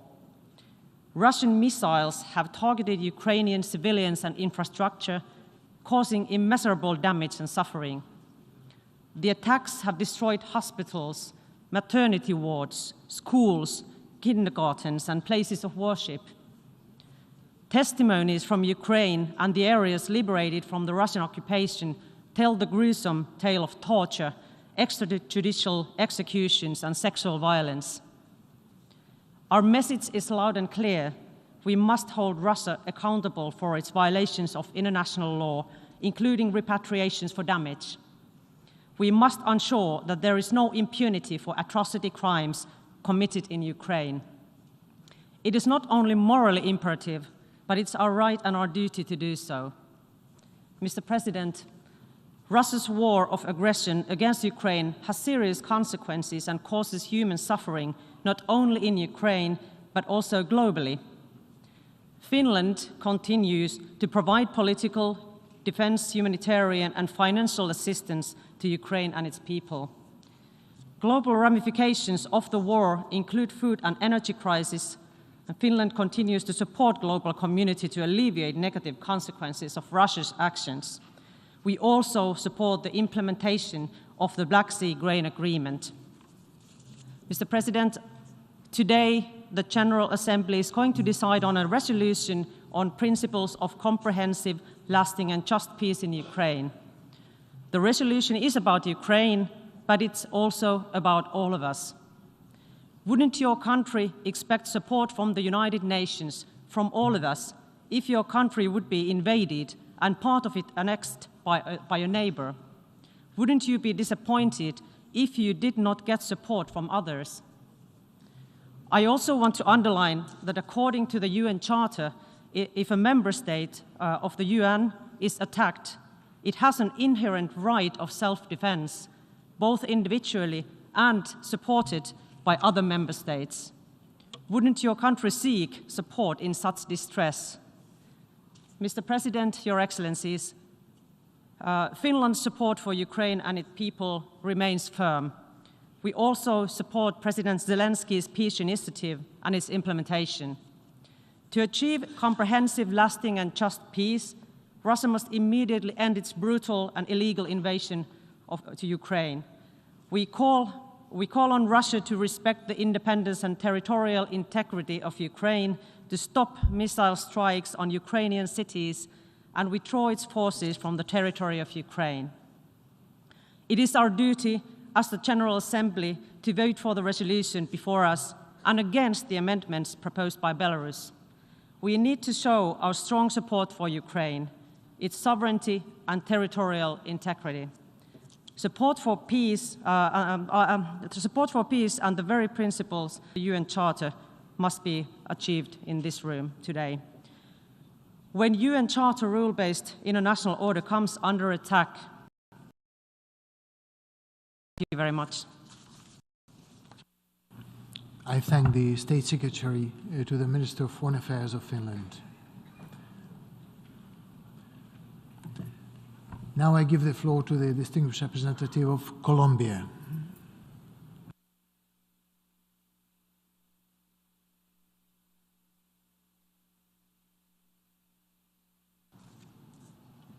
Señor Presidente, Mr. President, Excellencias, Colombia rechaza el uso de la rejects the use of force against the territorial integrity or the political independence of any country, since this constitutes a clear violation of the fundamental principles and purposes of international law and the United Nations Charter. Likewise, we reject any unprovoked aggression by one state against another. This only entails adverse consequences for the civilian population, particularly women, children, and other vulnerable groups. These consequences include the loss of life, material damage, a shortage of food and energy, and rising poverty. Mr. President, in line with our total peace policy outside our national borders, the Colombian government calls on the parties to seek a negotiated, peaceful and lasting settlement to the conflict in Ukraine, and we stand with the victims claimed by this conflict. Thank you very much. I thank the distinguished representative of Colombia. And now I offer the floor to the distinguished representative of Uruguay.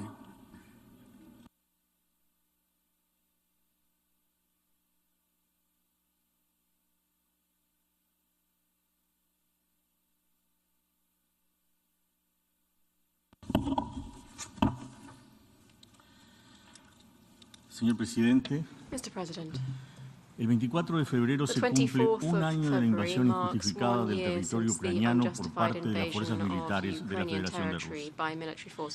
Ello ha provocado un conflicto cuya persistencia ha generado consecuencias altamente negativas no solo para los países contendientes, sino también para la región y la comunidad internacional toda. Hoy Uruguay suma su voz a la de numerosos países que han hecho un llamamiento destinado a poner fin a las hostilidades. Uruguay se ha expresado claramente en las declaraciones realizadas en las sesiones de la Asamblea General Especial, celebradas a partir de marzo del pasado año, condenando con firmeza la invasión militar de Ucrania por parte de la Federación de Rusia, denunciando que se trata de una clara violación de los principios de la Carta de Naciones Unidas, que todos sus miembros no solo deben respetar, sino cumplir y hacer cumplir. En esta oportunidad exhortamos a la Federación de Rusia a que cese las operaciones militares y detenga la agresión contra Ucrania, retirando a la mayor brevedad sus fuerzas del territorio ucraniano. withdrawing its forces from Ukrainian territory as soon as possible. Both parties to the conflict must make their utmost efforts to return to the negotiating table in order to resolve their differences peacefully, as stipulated by the United Nations Charter. Uruguay has insistently demanded full respect for international law and has recalled that it is illegal to acquire territory through the use of force or other mechanisms contravening the United Nations Charter. This rule of international law, provided expressly in the Charter and endorsed by the General Assembly, the Security Council, and the jurisprudence of the International Court of Justice, means that territorial annexation in the context of aggression by one state is a violation of the Charter of our Organization and of international law. Consequently, the Uruguay government reiterates its firm support for the sovereignty and territorial integrity of Ukraine within its internationally recognized borders. For these reasons, Uruguay has co-sponsored and will vote in favor of the draft resolution before us in this meeting of the General Assembly, which contains a resounding call for the violence to be brought to an end and for just and lasting peace to be restored. In this context, I wish to recall that the rejection of the use of force and peaceful settlement of disputes are fundamental principles of Uruguay's foreign policy. Finally, we reiterate our call so that through the negotiating mechanisms provided in the UN Charter with the participation of the Security Council and Secretary General, avenues for dialogue are found to make it possible to agree on the next steps to de-escalate the conflict, and so that through diplomatic negotiations the parties to the conflict can resolve their differences and bring an end to the war. Thank you very much. I thank the distinguished representative of Uruguay. Now I give the floor to the distinguished representative of China.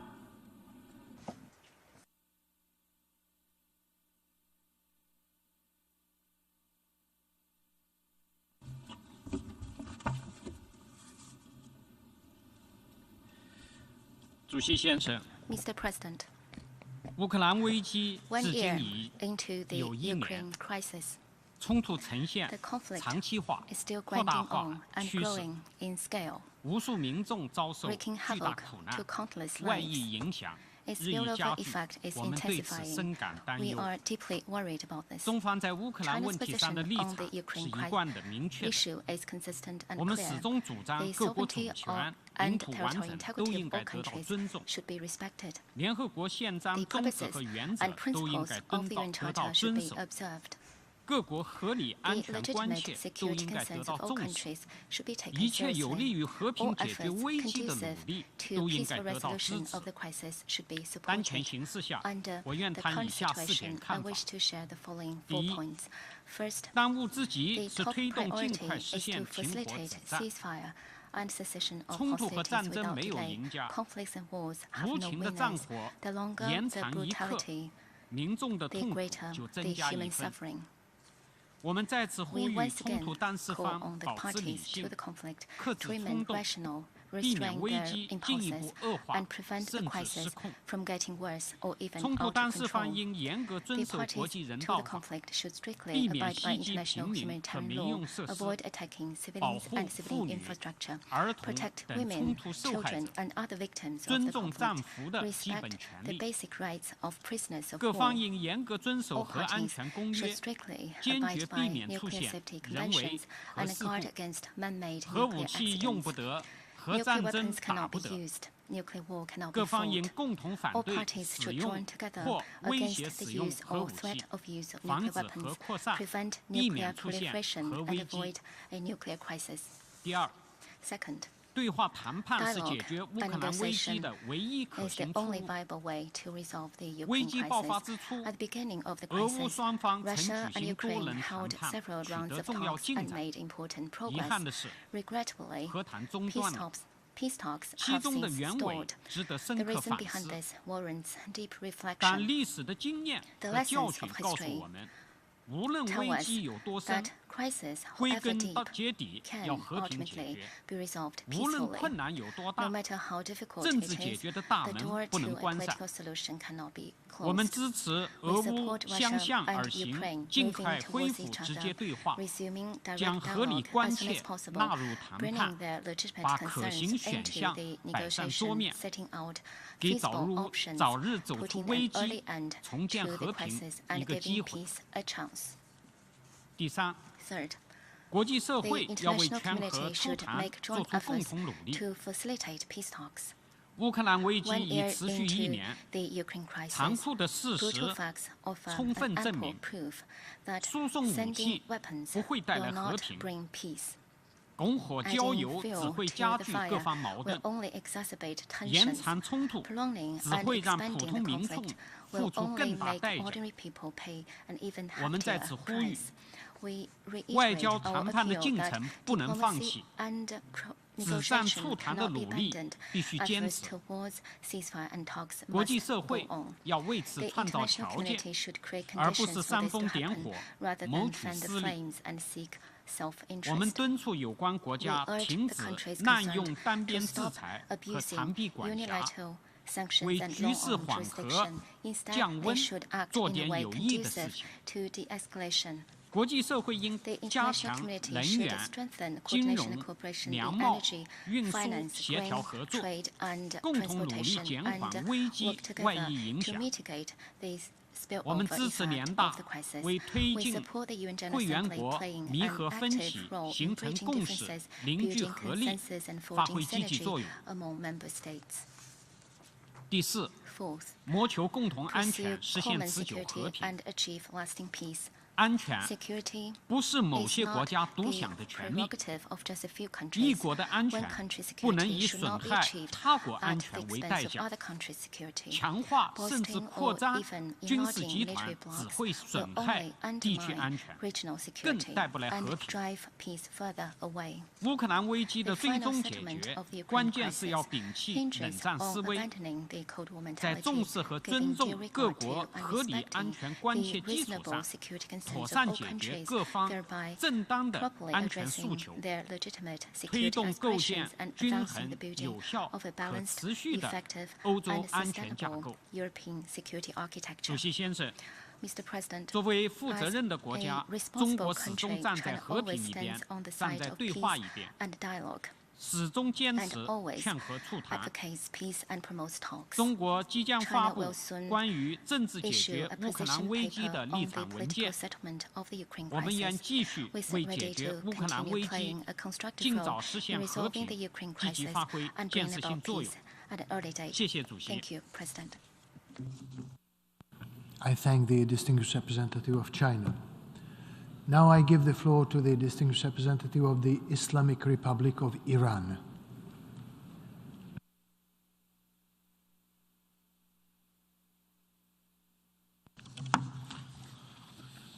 In the name of God, the compassionate, the merciful, Mr. President, Excellencies, 1 year after the start of the Ukraine crisis, the conflict still shows no sign of ending, and the international community continues to grapple with a range of challenges, including devastating humanitarian consequences of civilians and serious implications for the global economy. Given these complex and difficult circumstances, it is essential that we remain fully committed to achieving a peaceful resolution and lasting peace in Ukraine. This must be done in accordance with the principles outlined in the Charter of the United Nations. Mr. President, the Islamic Republic of Iran's position on the ongoing conflict in Ukraine has not changed. We are steadfast in our commitment to upholding the principles and purposes enshrined in the Charter of the United Nations, including the principles of sovereign equality and territorial integrity of states. We urge all parties to fully comply with their obligation under international humanitarian law, including taking constant precautions to protect civilians and critical infrastructure and facilitating safe and unfettered access to humanitarian aid for those in need. Mr. President. We acknowledge that this conflict is detrimental to both parties, as neither can gain any long-term advantage. To achieve a sustained solution, it is crucial for all involved parties to abandon their military ambitions and prioritize finding a peaceful diplomatic resolution. By prioritizing dialogue and diplomacy and addressing the underlying cause of the conflict, we can take crucial steps toward achieving a solution that not only mitigates the devastating humanitarian impact, but also restore regional stability and security. Against this backdrop of the increasing need to end the conflict, my delegation supports the idea of leveraging the Secretary General's capacity as mandated by the UN Charter to establish a cross-regional group of independent, competent, impartial countries. The Islamic Republic of Iran is ready to contribute to this process, which could be critical in facilitating constructive dialogue and assisting in identification of solution to the current impasse in the Ukraine conflict. As a first step, we call for an immediate and comprehensive ceasefire coupled with the provision of humanitarian aid to those in need, which should take precedence over all else. Mr. President, on the anniversary of this tragic conflict, we had hoped that the draft resolution before us would present a practical and achievable means to bring the end to the conflict, consisting with the UN mission. Unfortunately, the proposed text falls short of the comprehensively and impartially addressing all aspects of the issue and fails to acknowledge the condition and provocation actions that have contributed to the crisis. Moreover, the policies and the action declared by certain sponsors of this resolution raise doubts about their political will to resolve the dispute peacefully. These policies and actions on the ground have only aggravated the situation rather than promoting a peaceful and lasting solution. Instead of bringing the member of a state together, the resolution may further polarize them, potentially worsening the conflict in Ukraine. We believe that any resolution to this issue must be based on a thorough and unbiased assessment of the situation and underlying cause of the conflict, and must consider all relevant factors and perspectives. It is also critical that all parties involved demonstrate a genuine commitment to reaching a peaceful resolution and take concrete steps in that direction. In the light of these concerns, our delegation has decided to abstain from voting on this resolution. Nonetheless, we remain committed to working toward a peaceful and sustainable resolution of the conflict, and we stand ready to engage in constructive dialogue and cooperation with all parties to achieve this important goal. Mr. President, I would like to address the reference made to my country by the representative of the Israeli regime during the general debate yesterday. Indeed, Iran-phobic campaign and widespread systematic dissemination of disinformation and baseless allegations against Iran have always been one of the main elements of the statement by the Israeli regime in this august body.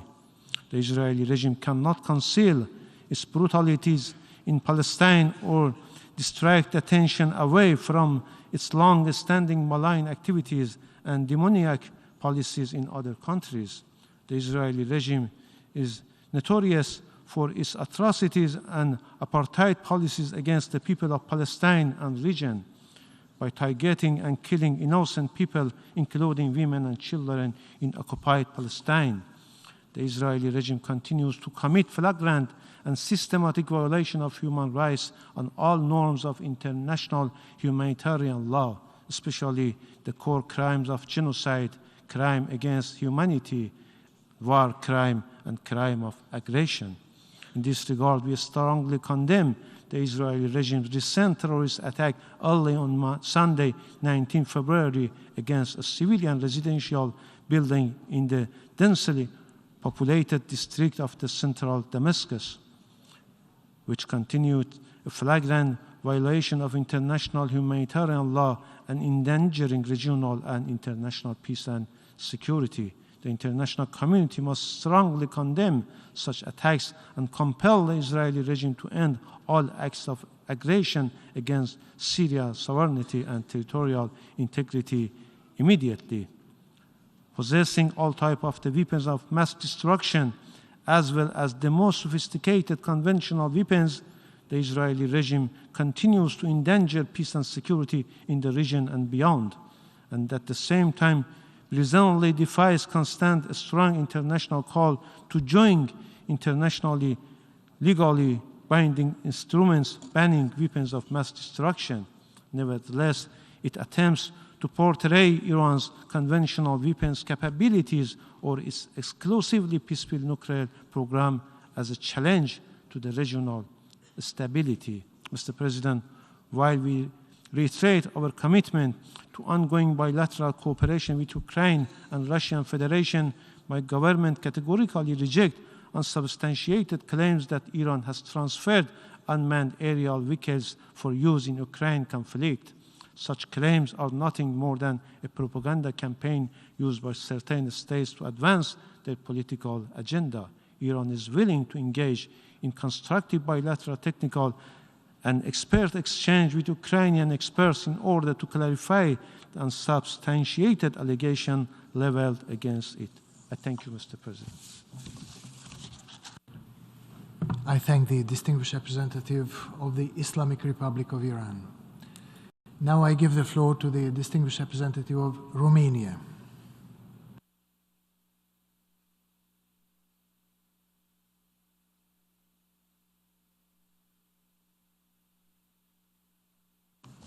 Mr. President, Romania aligns itself with the statement delivered yesterday by the High Representative of the European Union, Mr. Borrell, on behalf of the European Union and its member states.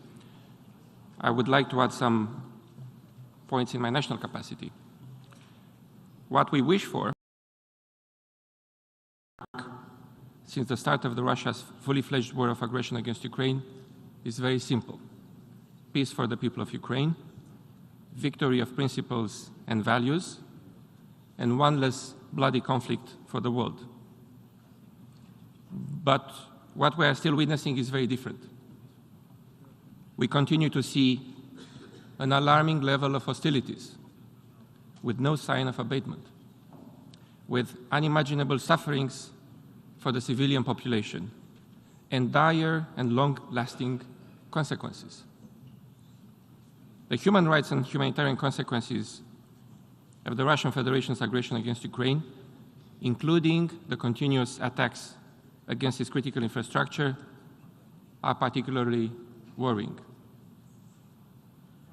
No less cruel are reports of the atrocities committed on the territory of Ukraine, for which we must ensure accountability. This continued aggression undermines the core of the rules-based international order and effective multilateralism, and remains a matter of concern for the international community.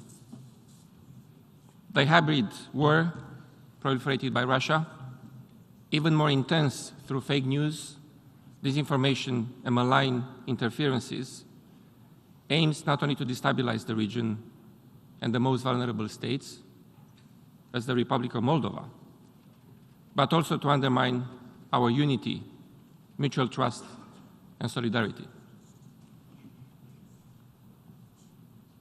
The Russian Federation is testing the resolve of the world to stand up for its norms and values. By attacking the basic principles enshrined in the UN Charter, the Russian Federation, as a permanent member of the Security Council, is also attacking the very foundation of the international peace and security.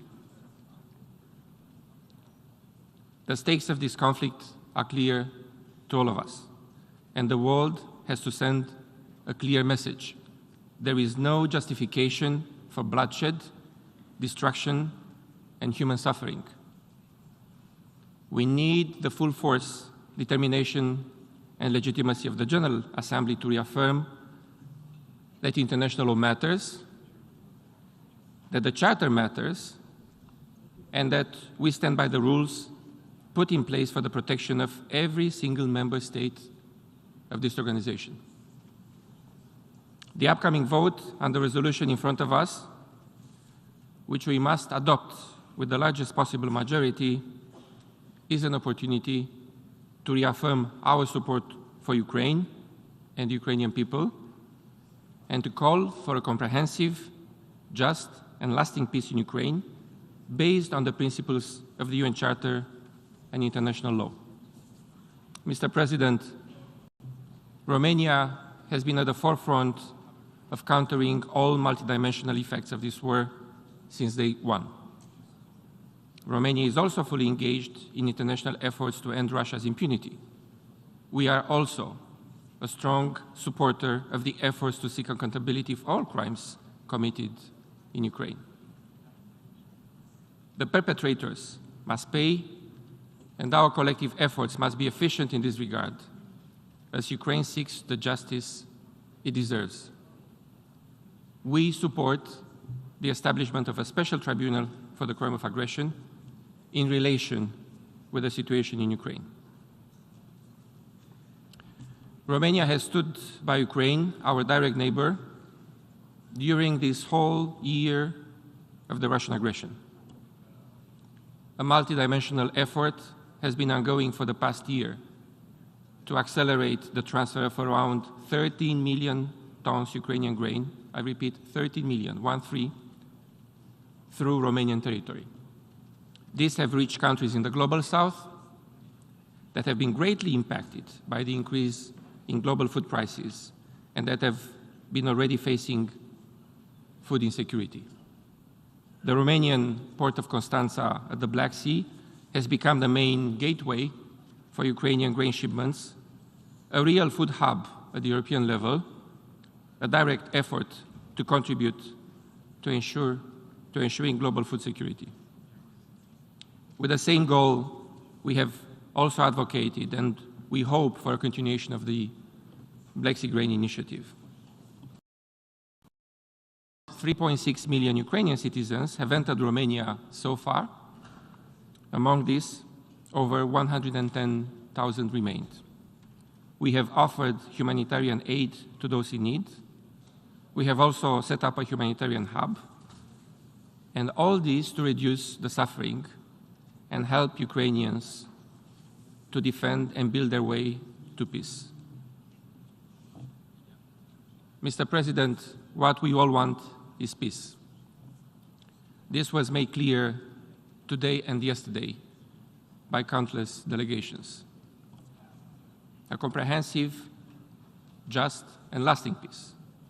A peace that does not reward the aggressor. A peace based on the principles of the UN Charter, which we have bravely stood up for in the past. And peace in Ukraine cannot be restored by inaction.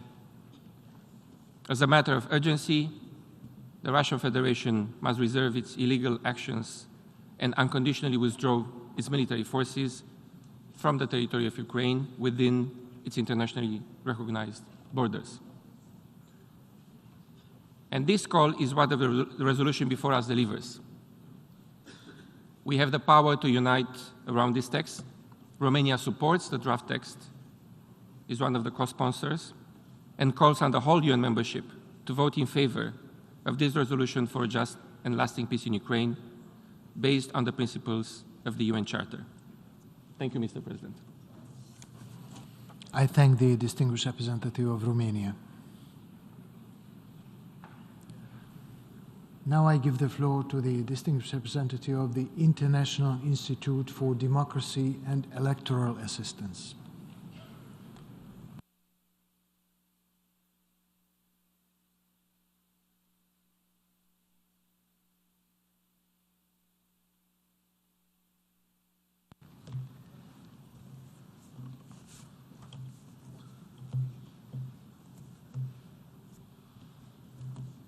Mr. President, Excellencies, it has been 1 year since the Russian Federation launched its illegal war against Ukraine. 1 year of aggression, of war crimes, of crimes against humanity. 1 year of brutality against the basic principles of the UN Charter, against the promise of democratic rights and freedoms, against the international rules-based order, and respect for the sovereign equality of all member states.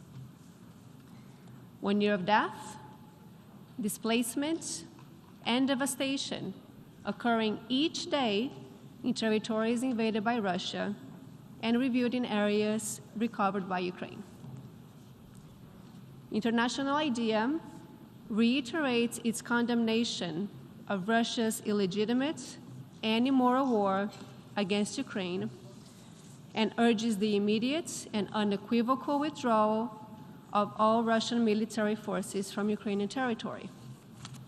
Until this occurs, we welcome the adoption, enforcement, and continued escalation of sanctions by the international community against the Russian Federation. Ultimately, the responsibility of the Russian Federation must be addressed in accordance with General Assembly Resolution 60/147 and Universal Declaration of Human Rights. This accountability is a matter of international law, and rule of law must and shall prevail. We encourage the UN Secretary General to continue working to advance ceasefire talks and to support increased humanitarian access to the war-affected areas and protection of civilians.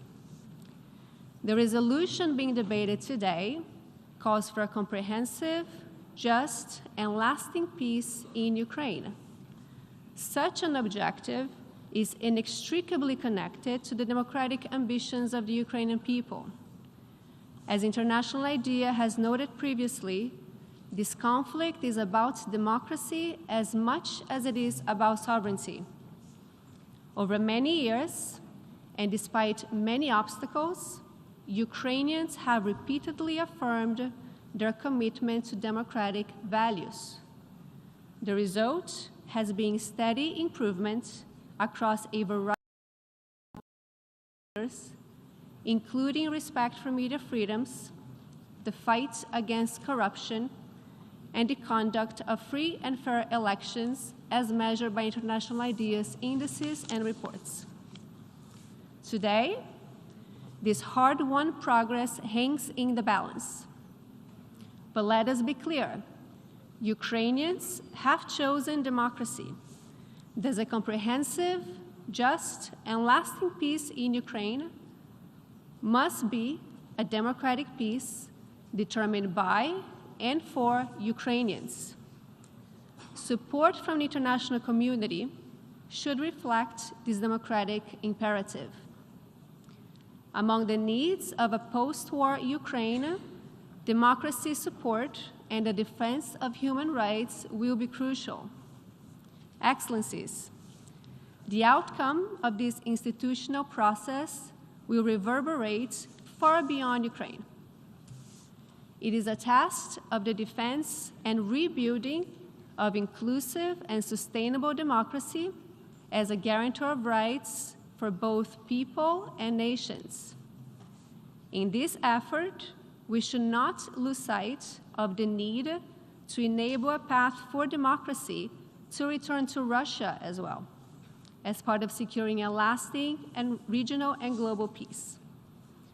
We must say clearly, a democratic Russia would have not unleashed this tragedy. Advancing democracy is the single best way to build and guarantee global peace. Ukrainians are putting their lives on the line every day to defend the values that we claim to hold, the values of the UN Charter, of sovereignty, human rights, and multilateralism, helping them to preserve a future for Ukrainian democracy will be our greatest tribute to them. I thank you. I thank the distinguished representative of the International Institute for Democracy and Electoral Assistance. Now I give the floor to Her Excellency Annalena Baerbock, Minister for Foreign Affairs of Germany.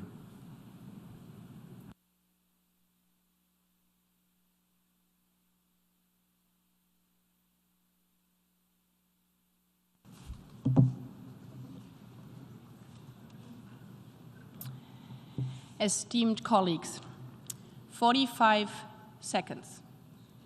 45 seconds to get your grandmother to safety. 45 seconds to make it to the basement. 45 seconds. That's how long it takes for missiles from Russia to hit the city of Kharkiv after you hear the sirens.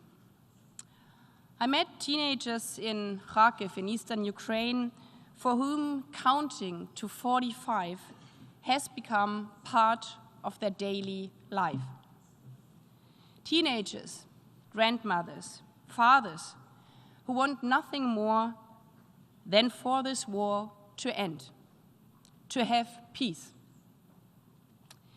Russia's war of aggression has not only brought terrible suffering to the people of Ukraine. This war has opened gaping wounds across the world. Families on all continents who cannot make ends meet because of rising food and energy prices. I think all of them and most of us here agree on one simple thing. We want the suffering to stop in Ukraine and worldwide. We want this war to end. We want peace. And the good thing is, we do have a peace plan right here in front of us. It's called the Charter of the United Nations. Its principles, which apply to every state, are very simple. Sovereign equality, territorial integrity, and the non-use of force. That's why the road to peace is also very clear. Russia must withdraw its troops from Ukraine. Russia must stop the bombing. Russia must return to the UN Charter. Each and every one of us here today has an opportunity to contribute to this peace plan. By telling the aggressor to stop. By making clear that it's not peace if an aggressor tells its victim to simply give up. That it's not peace if an aggressor is rewarded for its ruthless violence. This would run counter to the very essence of our United Nations Charter. It would not mean peace, but more violence. That's why we are supporting Ukraine in its right to defend itself as enshrined in Article 51 of the UN Charter.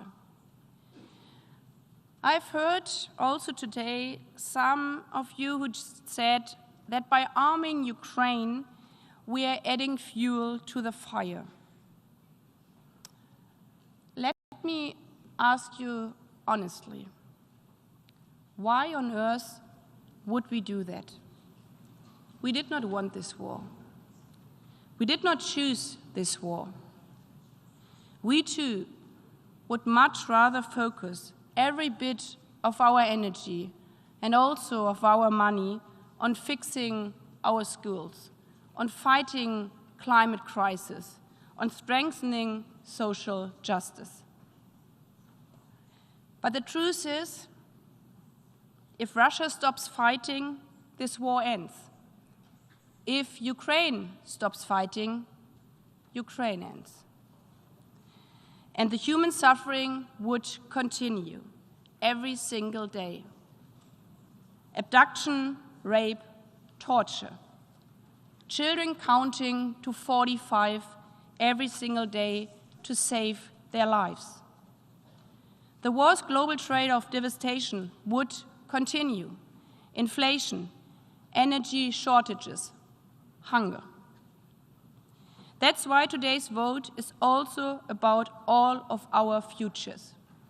Today, each and every one of us here has to choose. To stand isolated with the oppressor or to unite for peace. To stay silent or to protect our UN Charter so that the Charter can protect us. Thank you. I thank the distinguished Minister for Foreign Affairs of Germany. We have heard the last speaker in the debate on this item. We shall proceed to consider draft resolution A/ES11/L7 and draft amendments A/ES11/L8 and A/ES11/L9, starting with the explanation of vote before the vote at 3 o'clock sharp. This meeting is adjourned.